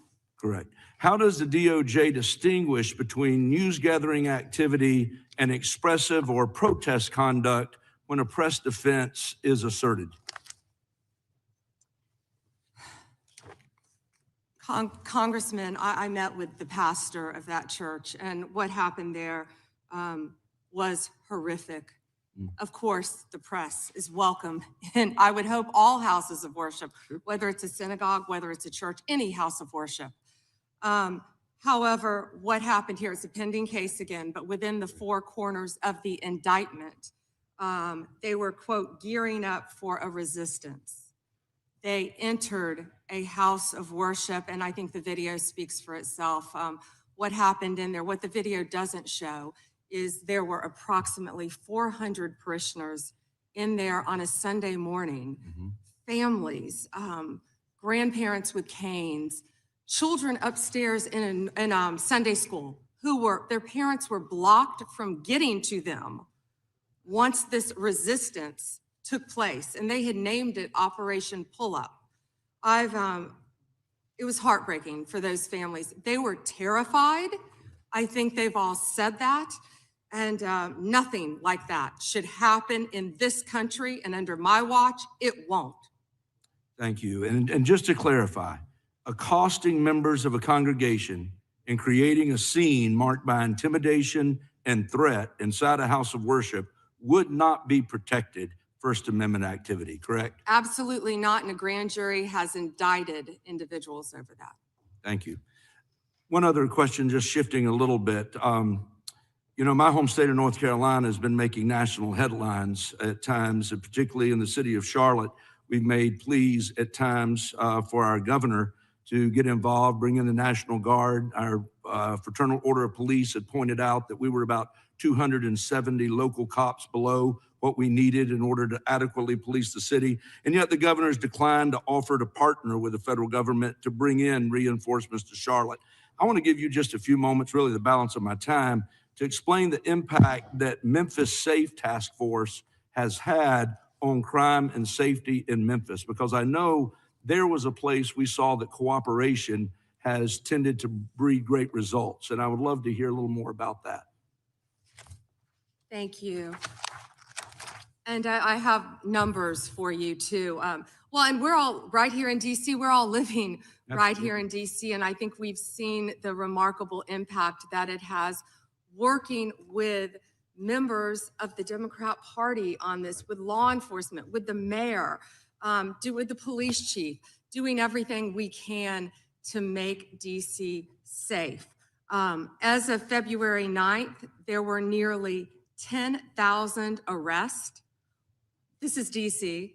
1,000 illegal guns seized since the operation began, with carjackings down 81% from this time last year, and violent crime down 42%. DC is safer because of it. We know we had a National Guardsman shot, and we had a beautiful young woman killed. I went to her funeral, and I keep in touch with the National Guardsman who was shot, his parents.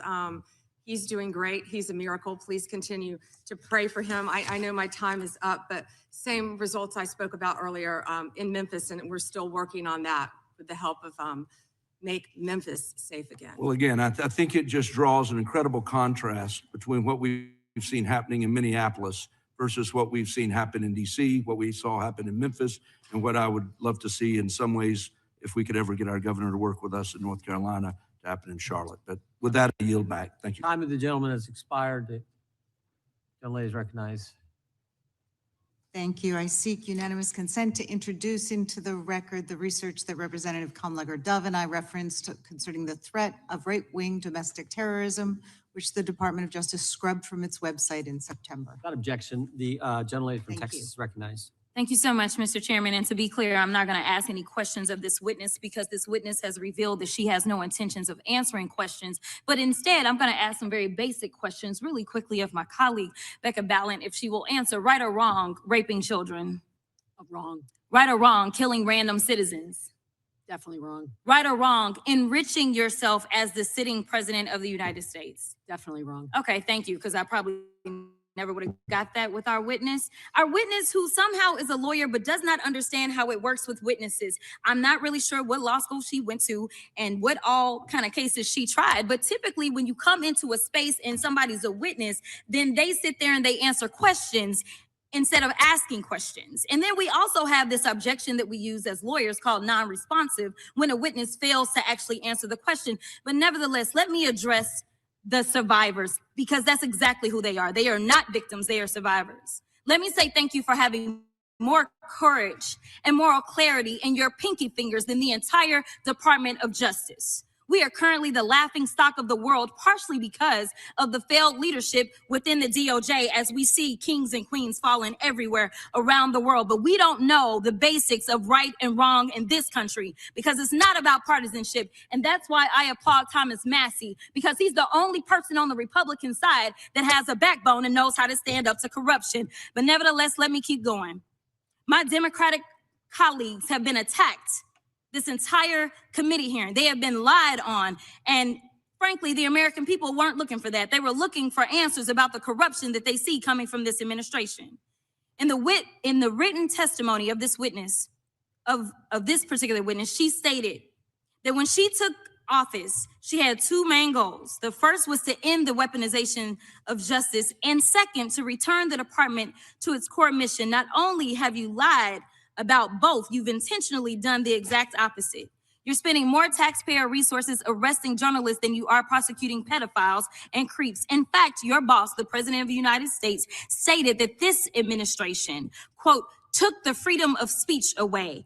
And at your direction, DOJ has arrested Don Lemon and Georgia Fort. And I might add that y'all actually had a judge that rejected y'all for trying to arrest Don Lemon before, just like the grand jury rejected y'all as it relates to Senator Kelly, just like a grand jury rejected y'all as it relates to Senator Slotkin, just like the case against Tish James was dismissed and the case against Mr. Comey was dismissed. I completely don't get how it is that you're sitting at the top of DOJ because you don't seem to be good at your job. You're spending more taxpayer resources arresting these journalists. In fact, we know after Georgia Fort and Don Lemon were arrested, we know that there were homes of journalists that were raided. We know that threatened prosecution against students protesting your actions and forced tech companies to remove apps used to track ISIS activities. But let's circle back to you protecting pedophiles and creeps, because I want to talk about the president and his possible involvement with Jeffrey Epstein. Now, I don't know what the president might have done with Jeffrey Epstein, but unlike this administration, I believe that facts matter. So let's talk about the facts. Fact number one, Donald Trump is one of the most named people in the Epstein files. At least 5,000 files contains more than 38,000 references to Trump, his wife, or Mar-a-Lago. Fact number two, Jeffrey Epstein and Ghislaine Maxwell made young girls available to Trump on multiple occasions. For example, according to this file, Ghislaine Maxwell presented a young girl to President Trump who spent more than 20 minutes apparently flirting with her. Here's another example. This shows notes from FBI investigators that describe Jeffrey Epstein transporting a victim to Mar-a-Lago to meet with President Trump, where he bragged to Trump that, quote, this is a good one. Now, I'm not saying that the president is a pedophile, but there is a lot of evidence in these files that suggests that he's very close friends with a lot of men who are pedophiles. What's crazy about all of this is just that this is a big cover-up. And this administration is engaged in it. In fact, this administration is complicit. But there are numerous others, like how the DOJ is attempting to obstruct justice in the investigation of the rogue agents who have murdered American citizens, or how the DOJ seized voter data from Fulton County in an attempt to steal the 2026 midterm elections, or how federal agents have Tom Homan on tape accepting a bribe and your agency killed the investigation, or how your agency is ready to give the president a $230 million payday, which is unconstitutional. The Constitution is clear. The president shall not receive any payment except his salary while in office. The fact of the matter is that you will be remembered as one of the worst attorney generals in history, an attorney general who has prioritized obstruction over justice, corruption over the law, fealty to the president over loyalty to the Constitution. And Mr. Chairman, I will yield. Gentlelady yields. Gentleman from Missouri is recognized. Excuse me, gentleman from Kansas, the Attorney General, former Attorney General, Mr. Schmidt is recognized. Thank you, Mr. Chairman, and General Bondi, thanks for being here. Did you have anything you wanted to say before we talk? I do. Thank you, Congressman. Thank you, my friend, for many years. I find it interesting that she didn't even want to try, Congresswoman Crockett, to ask any questions, because she certainly did not condemn her leader, Hakeem Jeffries, for taking money from Jeffrey Epstein after Epstein was convicted. And I will be brief to give you your time, Congressman. This is what she didn't want to talk about. Texas, from Cuba, convicted, homicide, arson, weapon offense. Convicted. You know, So what we Estrada, talking about? Convict Texas, some of these convicted, perpetrators that homicide. rape these women that are Chairman, sitting time behind you, time that belongs you to the refuse gentleman to even from acknowledge Kansas. they are here. Time belongs to the Texas. gentleman from Kansas. Mr. Chairman, could I have a few seconds You back bet, to make you up bet. for the yelling? You Thank bet. you. General, Thank did you have you, anything Congress. further to say? Texas, convicted of homicide. Cecil Joseph, from Dominican Republic. Texas, convicted for kidnapping, rape. Khalid Khan, from Afghanistan. That's why they want to talk about Epstein and not what's happening in their own states. Thank you, General, and thank you for being here. And this has been quite a spectacle to observe today. I think it's sad. I ran for Congress because I thought we had serious problems in this country we wanted to try to fix together. And this performance today, not yours, General, but some of my colleagues, has not shored up my confidence that we are up to the task. You and I served together for 8 years when you were Attorney General of Florida and I in Kansas. You served professionally. I'm glad to be able to serve with you in these new roles, and I'm glad you're there, both generally and today. Part of the reason I ran for Congress is because in my former role, I saw in the real world, in my state, the consequences of failed U.S. immigration and border security policy. And I'll spare you the lengthy recitation, but let me give you the short version. I sit here and think about a fellow who was running, I believe it was drugs for the cartels, and shot a police officer in Oklahoma, drove across the border into my state, kidnapped an old man, and then invaded a house and shot at cops before we ultimately neutralized him. He's in prison now for, I believe, the rest of his life. I'm thinking about a drunk driver who was in our country illegally, never should have been here, and one night killed a young deputy on southern Johnson County, Kansas, who was making a traffic stop on another individual. Drunk driver ran into him, never should have been here, shouldn't have happened. Thinking about a guy who was deported repeatedly, came back and ultimately murdered, I believe it was 4 people in Kansas City, Kansas, and then fled to Missouri and killed a 5th guy. He died in prison. Thinking about a guy we prosecuted who wasn't supposed to be in this country, who raped a child in a little rural county up north on the Nebraska border, and we sent him to prison for, I believe, the rest of his life. Thinking about a guy who wasn't supposed to be here at all, who murdered, I think it was his wife or his domestic partner in an act of domestic violence in northwest Kansas. Thinking about another guy who was here and joined up with some folks who were citizens and committed a crime spree and then thought he might get caught, so he killed one of his accomplices. And we sent him to prison for the rest of his life. And that's just the ones I'm thinking about sitting right here. And you know what's common in all of those? They all committed violations of my state's law. They were caught by my state's law enforcement. They were prosecuted by my state's prosecutors. They are serving time in my state's prisons. And if and when they ever get out, the United States has said they need to be sent out of this country because of what they did. There's a list. You're holding up photos, General. There's a list on the Department of Homeland Security's website. It has about 280, 290 people like that in my state of Kansas. And you know what? We haven't made headlines like Minneapolis. We haven't made headlines like Memphis. We haven't made headlines like Los Angeles. And you know why? Because our cops are professionals and our politicians, by law, allow them to do their job. and to work with federal agents for safe handoffs in order to do everything that's supposed to be done, justice under state law, and the justice of deportation on the back end. So I want to do something that's been rare here today, General. I want to ask you about public policy. Donald Trump won't be president forever. I would like to lock in some of these gains we have made in public safety. Should we be exploring the idea, for example, of beefing up 287G partnerships, or maybe replicating that so that state prosecutors can work more closely with federal prosecutors to get deportation orders as well as state convictions? Absolutely. In terms of sanctuary jurisdictions, when a sanctuary jurisdiction says as a matter of politics, go pound sand to the feds, we won't honor your detainer, so they release those people I'm talking about into their communities. And those people commit another crime of property or violence against citizens. Should those citizens have some type of civil redress against the jurisdiction that, as a matter of public policy, turned those people loose who created the new victims? Yeah, and Congressman, it's risking the lives of all of the citizens of that jurisdiction. And you've been sued a lot, or the administration has, by folks who don't like your policies. Hundreds of times. You've won many of those. Yes. Isn't it the case that the law says under Rule 65 that when you win those and there's a wrongfully entered injunction that there's supposed to be a monetary remedy for that, so there's a cost? Yes. And didn't the president direct you and other agency heads to start seeking bonds in those cases? Yes. And should we beef up the law in that area by codifying that requirement going forward? I would love to discuss that with you. Thank you, General. Thank you for being here. Gentleman yields back. Well done. Some of the questions he raised, we plan on taking up in a markup in a couple weeks on the whole sanctuary jurisdiction issue. With that, I recognize the gentleman from Texas. Thank you, Mr. Chairman, and thank you, Madam Attorney General, for taking the time to speak with us. We certainly really appreciate it. I've got a series of questions for you that we can get through pretty quickly, I think.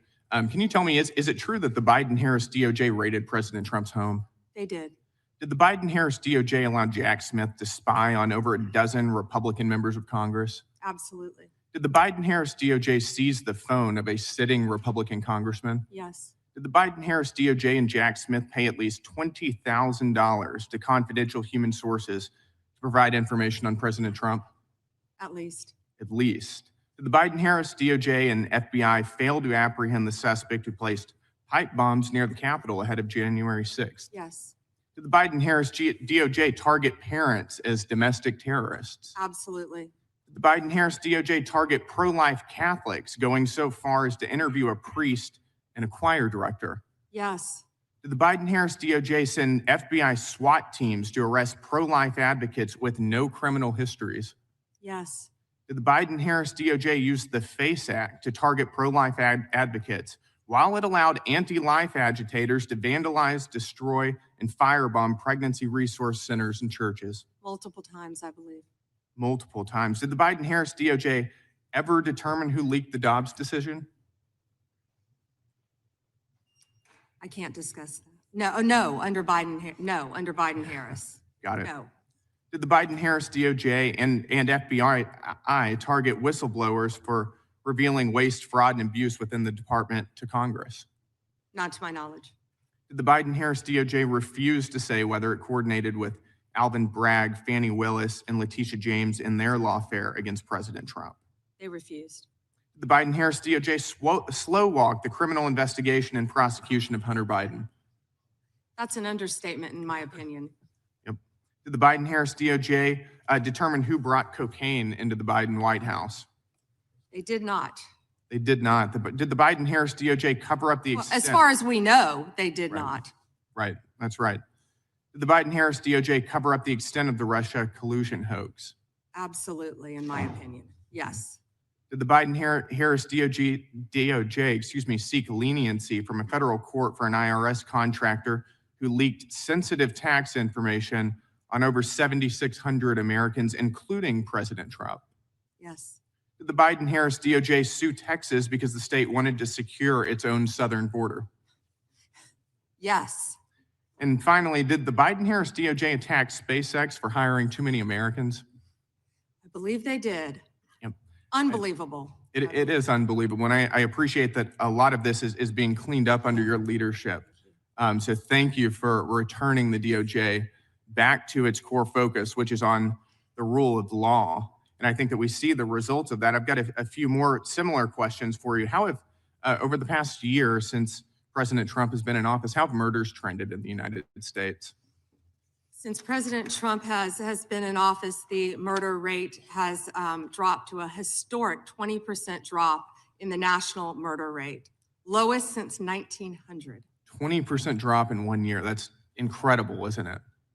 And that's thanks to the incredible men and women of law enforcement, FBI, DEA, ATF, everyone working together to solve violent crime, along with our sheriffs, our local law enforcement, working as a team throughout this country, and our great state and federal prosecutors. Yep. And how have robberies trended? Have they gone, even if they've just gone up or down? Robberies, all violent crime, all violent crime has decreased, as well as robberies. So murders, violent crime, the country is more safe now, it's fair to say, would you agree, than it was a year and a half ago under Joe Biden? Absolutely. And Director Patel is working tirelessly to catch those, I'm sure you've been seeing, on the most wanted list. He and Deputy Director Bongino from day one said, we're going to get the most wanted list. And that's what's been happening, working hand in hand with all of our agencies. Yep. And I want to thank you for that. Thank you for the work you've been doing to refocus the DOJ again on doing your core job. We're very happy with it. And I'll yield the remainder of my time to the chairman. I appreciate it, gentlemen. I would just say earlier, one of the Democrats said that they said, who are you, who you are? And I think you're the Attorney General who I think on the first day disbanded the FIDF, first day on the job, rescinded the memo that required spying on parents that Mr. Garland had issued, and stood up the weaponization working group. I think he did that all on day one. Not to mention, you're the first Justice Department that's put in place, as we've talked about earlier, this Deputy Attorney General for combating fraud. So we appreciate that, and of course, all the things that Mr. Gill pointed out with the crime stats that have went down. So our last question of the day, but not the least, the gentleman, oh, I'm sorry, we're gonna have two more. We got Mr. Onder and then Mr. Baumgartner. So Mr. Baumgartner, well, let's go that way since you're here. You're ready to go. Mr. Baumgartner, and then we'll come back to Mr. Onder. Thank you, Mr. Chairman, and thank you, Attorney General Bondi. You know, being a freshman on this committee, you always get a bit surprised, I guess, even this 1 year into my term here, how theatrical days like this can be. But I think you've performed well today and answered the questions well today, and that's a credit to you and appreciated by the American people. You know, the Epstein issue is certainly important and is important for the victims. I think both I and the American people have a little bit of trouble taking the Democrats super seriously on this issue when they have been so uncurious about President Clinton's relations with Jeffrey Epstein. And even myself, I had no idea that there was actually a sitting Democrat congresswoman who had taken substantial campaign donations for Mr. Epstein, only when that came to light on the floor with the potential resolution. And you would think there would be more outrage on those types of things if they were going to be taking credible. But we do know the performance value of what goes on in this committee. I want to talk about the big things that Department of Justice is doing. And when I look at the dramatic decrease in crime in this country in the last year since the Trump administration has come, you see the board behind me, violent crime plummets across major US cities. And I guess so my first question would be, when it comes to the big stuff, how are you guys getting this stuff so right? What contributes from your perspective to this dramatic decrease in crime in major US cities under the Trump administration? When I first took office, I met with all of our agencies. One of the heads of the department said to me, one of the law enforcement department heads, President Trump has taken the handcuffs off us so we can keep the people of America safe. And that's what he's done. He has given our law enforcement officers the tools that they need and the backing that they need, the support that they need to combat violent crime and all crime throughout this country. And, you know, I'd be remiss, we've talked about the FBI, we've talked about DEA a bit, but can I please brag about ATF? Rob Sakata and Dan Driscoll, of course, who has been our acting head of ATF, have done a remarkable job stopping guns from flowing into Mexico, not harassing gun owners 26,965 violent crime cases have been initiated, including more than 4,300 firearms trafficking cases. More than 1,200 of those are tied to gun trafficking in Mexico. I talk to them almost daily. Thank you. And they're working so hard. Well, thank you, Attorney General. Again, you know, I look back at this last year, and we've had this historic tax cut. Yesterday in the Wall Street Journal, the National Cancer Foundation ran full-page ads thanking Congress, the administration, for doing more for cancer research than has ever been done before. I was just meeting with Habitat for Humanity out in the hallway, and they came and thanked us for doing more than's ever been done for Habitat for Humanity. So there's been so many accomplishments, but I really think this crime is the biggest deal of all. But I do have some concerns on this issue, and those also are respect how we keep people safe with sanctuary cities and sanctuary states. And I remind everyone, and as I'm sure you know, Madam Attorney General, that when we had the terrible terrorist attacks of 9/11, the #1 recommendation of the 9/11 Commission was to reduce barriers between all levels of law enforcement.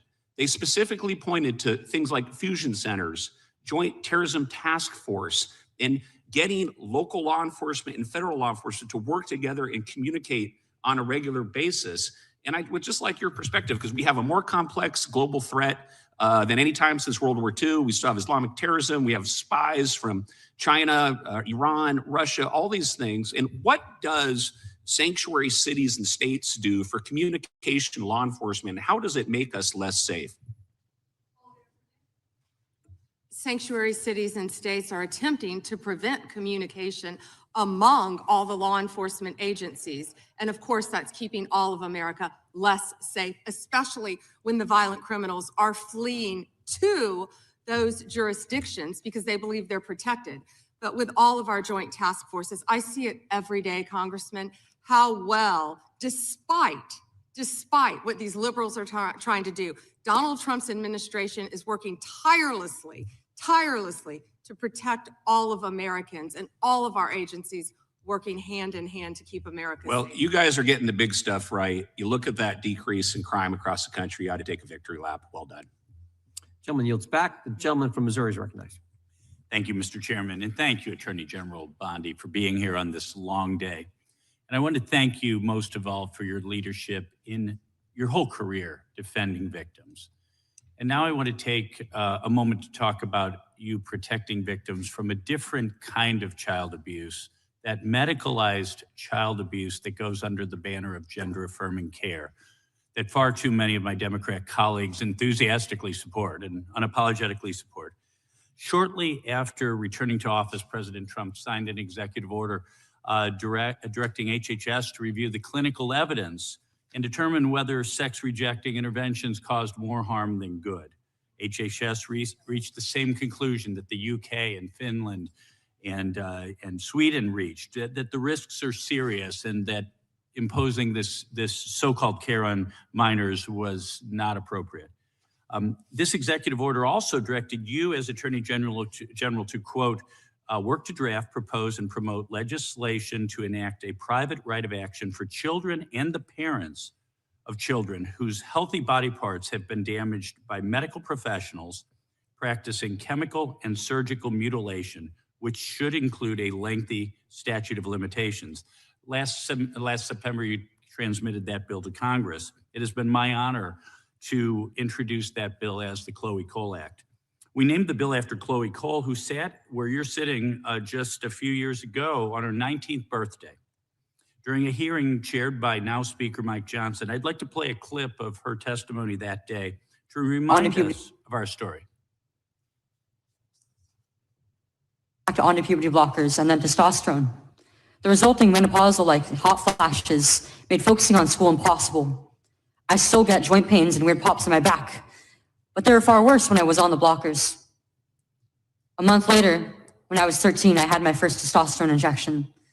It's caused permanent changes to my body.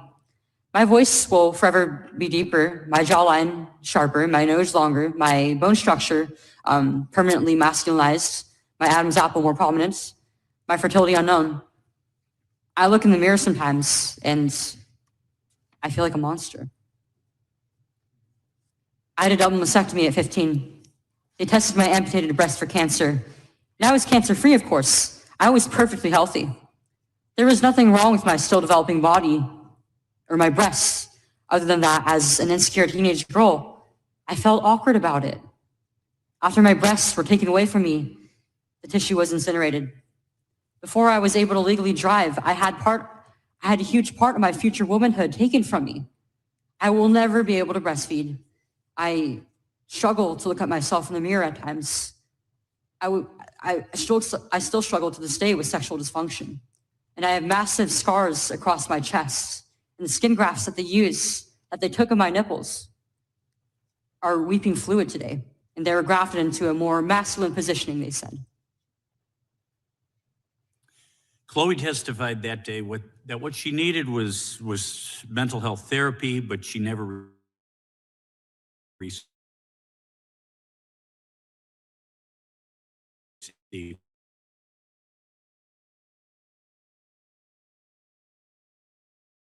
Last week was a major turning point in for these medical malpractice claims, when a detransitioner was the first to successfully hold doctors liable with a $2 million settlement for what they did to that poor girl.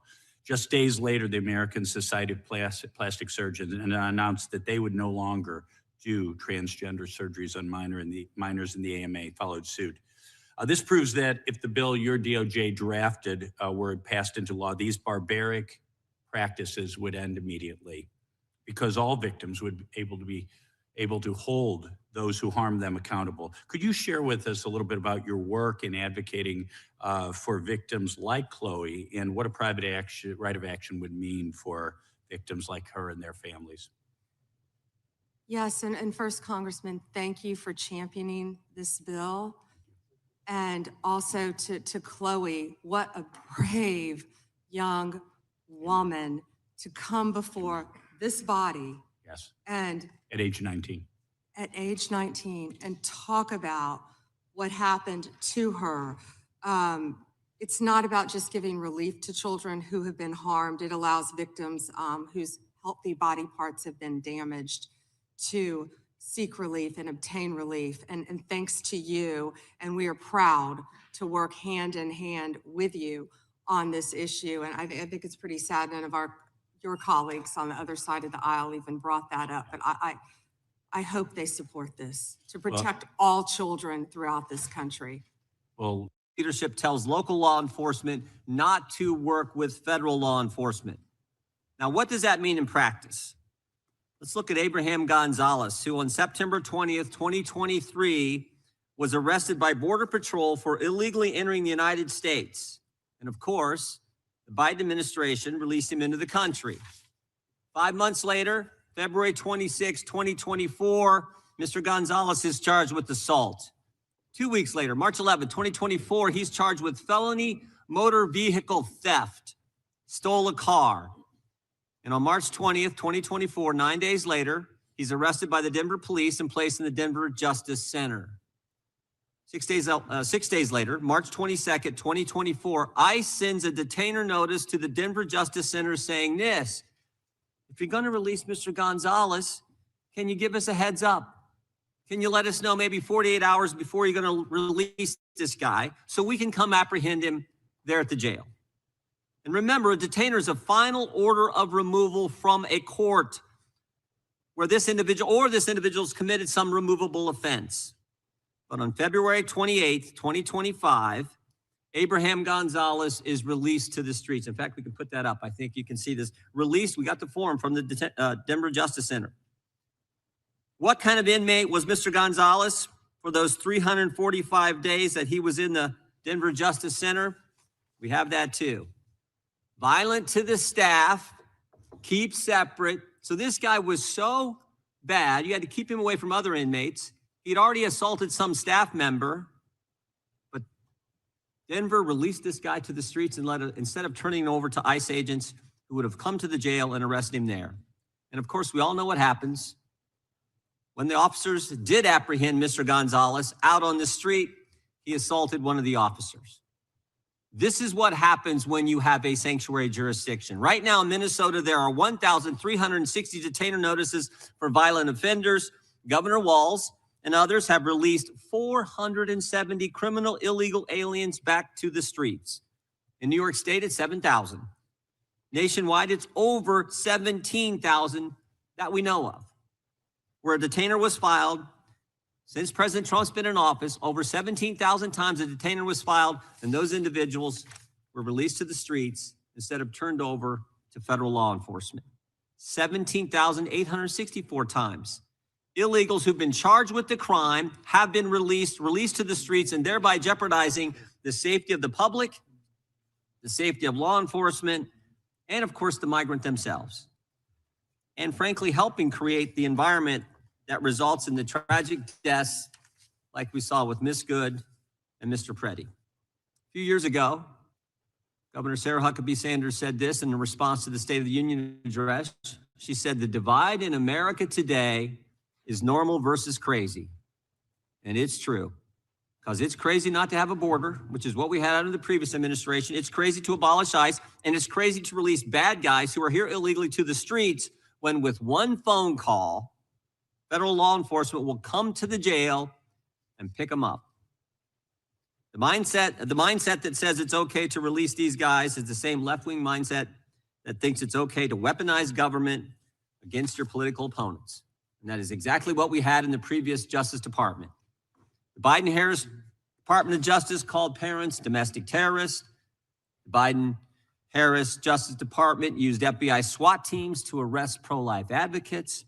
The Biden-Harris DOJ targeted traditional Catholics. The Biden-Harris DOJ pressured social media companies to censor Americans, and the Biden-Harris Justice Department launched not one, but 2 investigations into President Trump, spending over $35 million to try to bring down their political opponent. To further this effort, they sought the phone records of over a dozen Republican members of Congress. Even the Democrats said this was wrong. They got bank records for scores of White House officials. They even paid at least one confidential human source $20,000 for information on President Trump. And of course, while doing all this, they couldn't tell us who planted the pipe bombs, who leaked the Dobbs opinion, and who put cocaine in the White House. But thank goodness the American people saw through it all. Americans were tired of being targeted for their beliefs, tired of the lawfare, tired of the rampant crime throughout this country, and that's why they overwhelmingly elected President Trump. And what a difference a year makes. What a difference a year makes. Under Attorney General Bondi, the DOJ has returned to its core missions, upholding the rule of law, going after the bad guys, and keeping Americans safe. The Trump Justice Department has restored the rule of law. Murders are down nationwide by 20%. In D.C., violent crime is down by 28%. The federal surge in D.C. resulted in 8,000 arrests, the seizure of 800 illegal guns, and the recovery of 16 missing kids. The Trump Justice Department apprehended a suspect in the pipe bomb investigation, and they've arrested 6 of the FBI's top 10 most wanted fugitives in just 1 year. Of course, they arrested narco-terrorist Nicolas Maduro, and they seized a record number of drugs flowing into this country. Trump Justice Department put an end to targeting Americans for their beliefs. Attorney General Bondi rescinded Attorney General Garland's anti-parent memorandum. Department of Justice ended the practices of using the FACE Act to target pro-life Americans. They've refused to tolerate attacks on places of worship and investigations of traditional Catholics that we saw in the previous administration. On her first day, Attorney General Bondi disbanded the Foreign Influence Task Force that was pressuring social media companies to censor Americans. And the Trump Justice Department has ended lawfare. Under Attorney General Bondi, along with Director Patel, they've worked to expose the political nature of Arctic Frost and the Jack Smith investigations.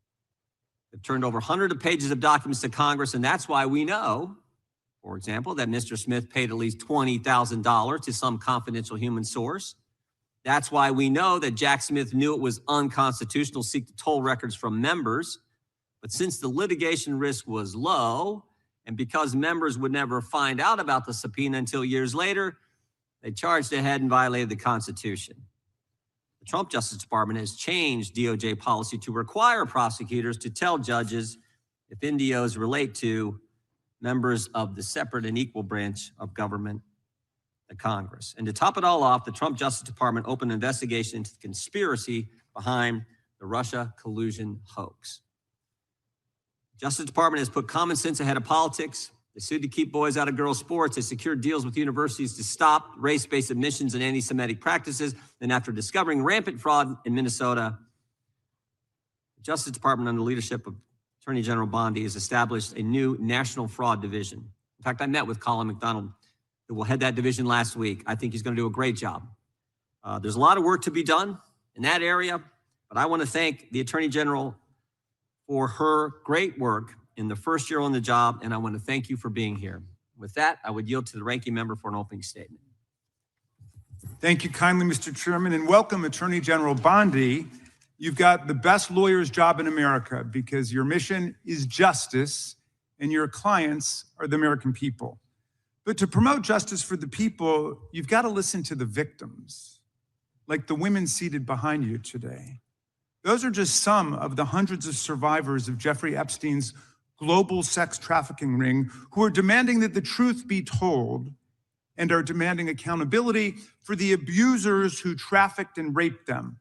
You still haven't met with these survivors. So with their permission, let me introduce to you the survivors and late survivors' family members who are present today. There's Teresa Helm, there's Jess Michaels, Laura Bloom McGee, Danny Bensky, Liz Stein, Marina Lacerda, Sky and Amanda Roberts, who are the family of the late Virginia Giuffre, Charlene Richard, and Lisa Phillips. Now, you're not showing a lot of interest in the victims, Madam Attorney General, whether it's Epstein's human trafficking ring or the homicidal governmental violence against citizens in Minneapolis. As Attorney General, you're siding with the perpetrators and you're ignoring the victims.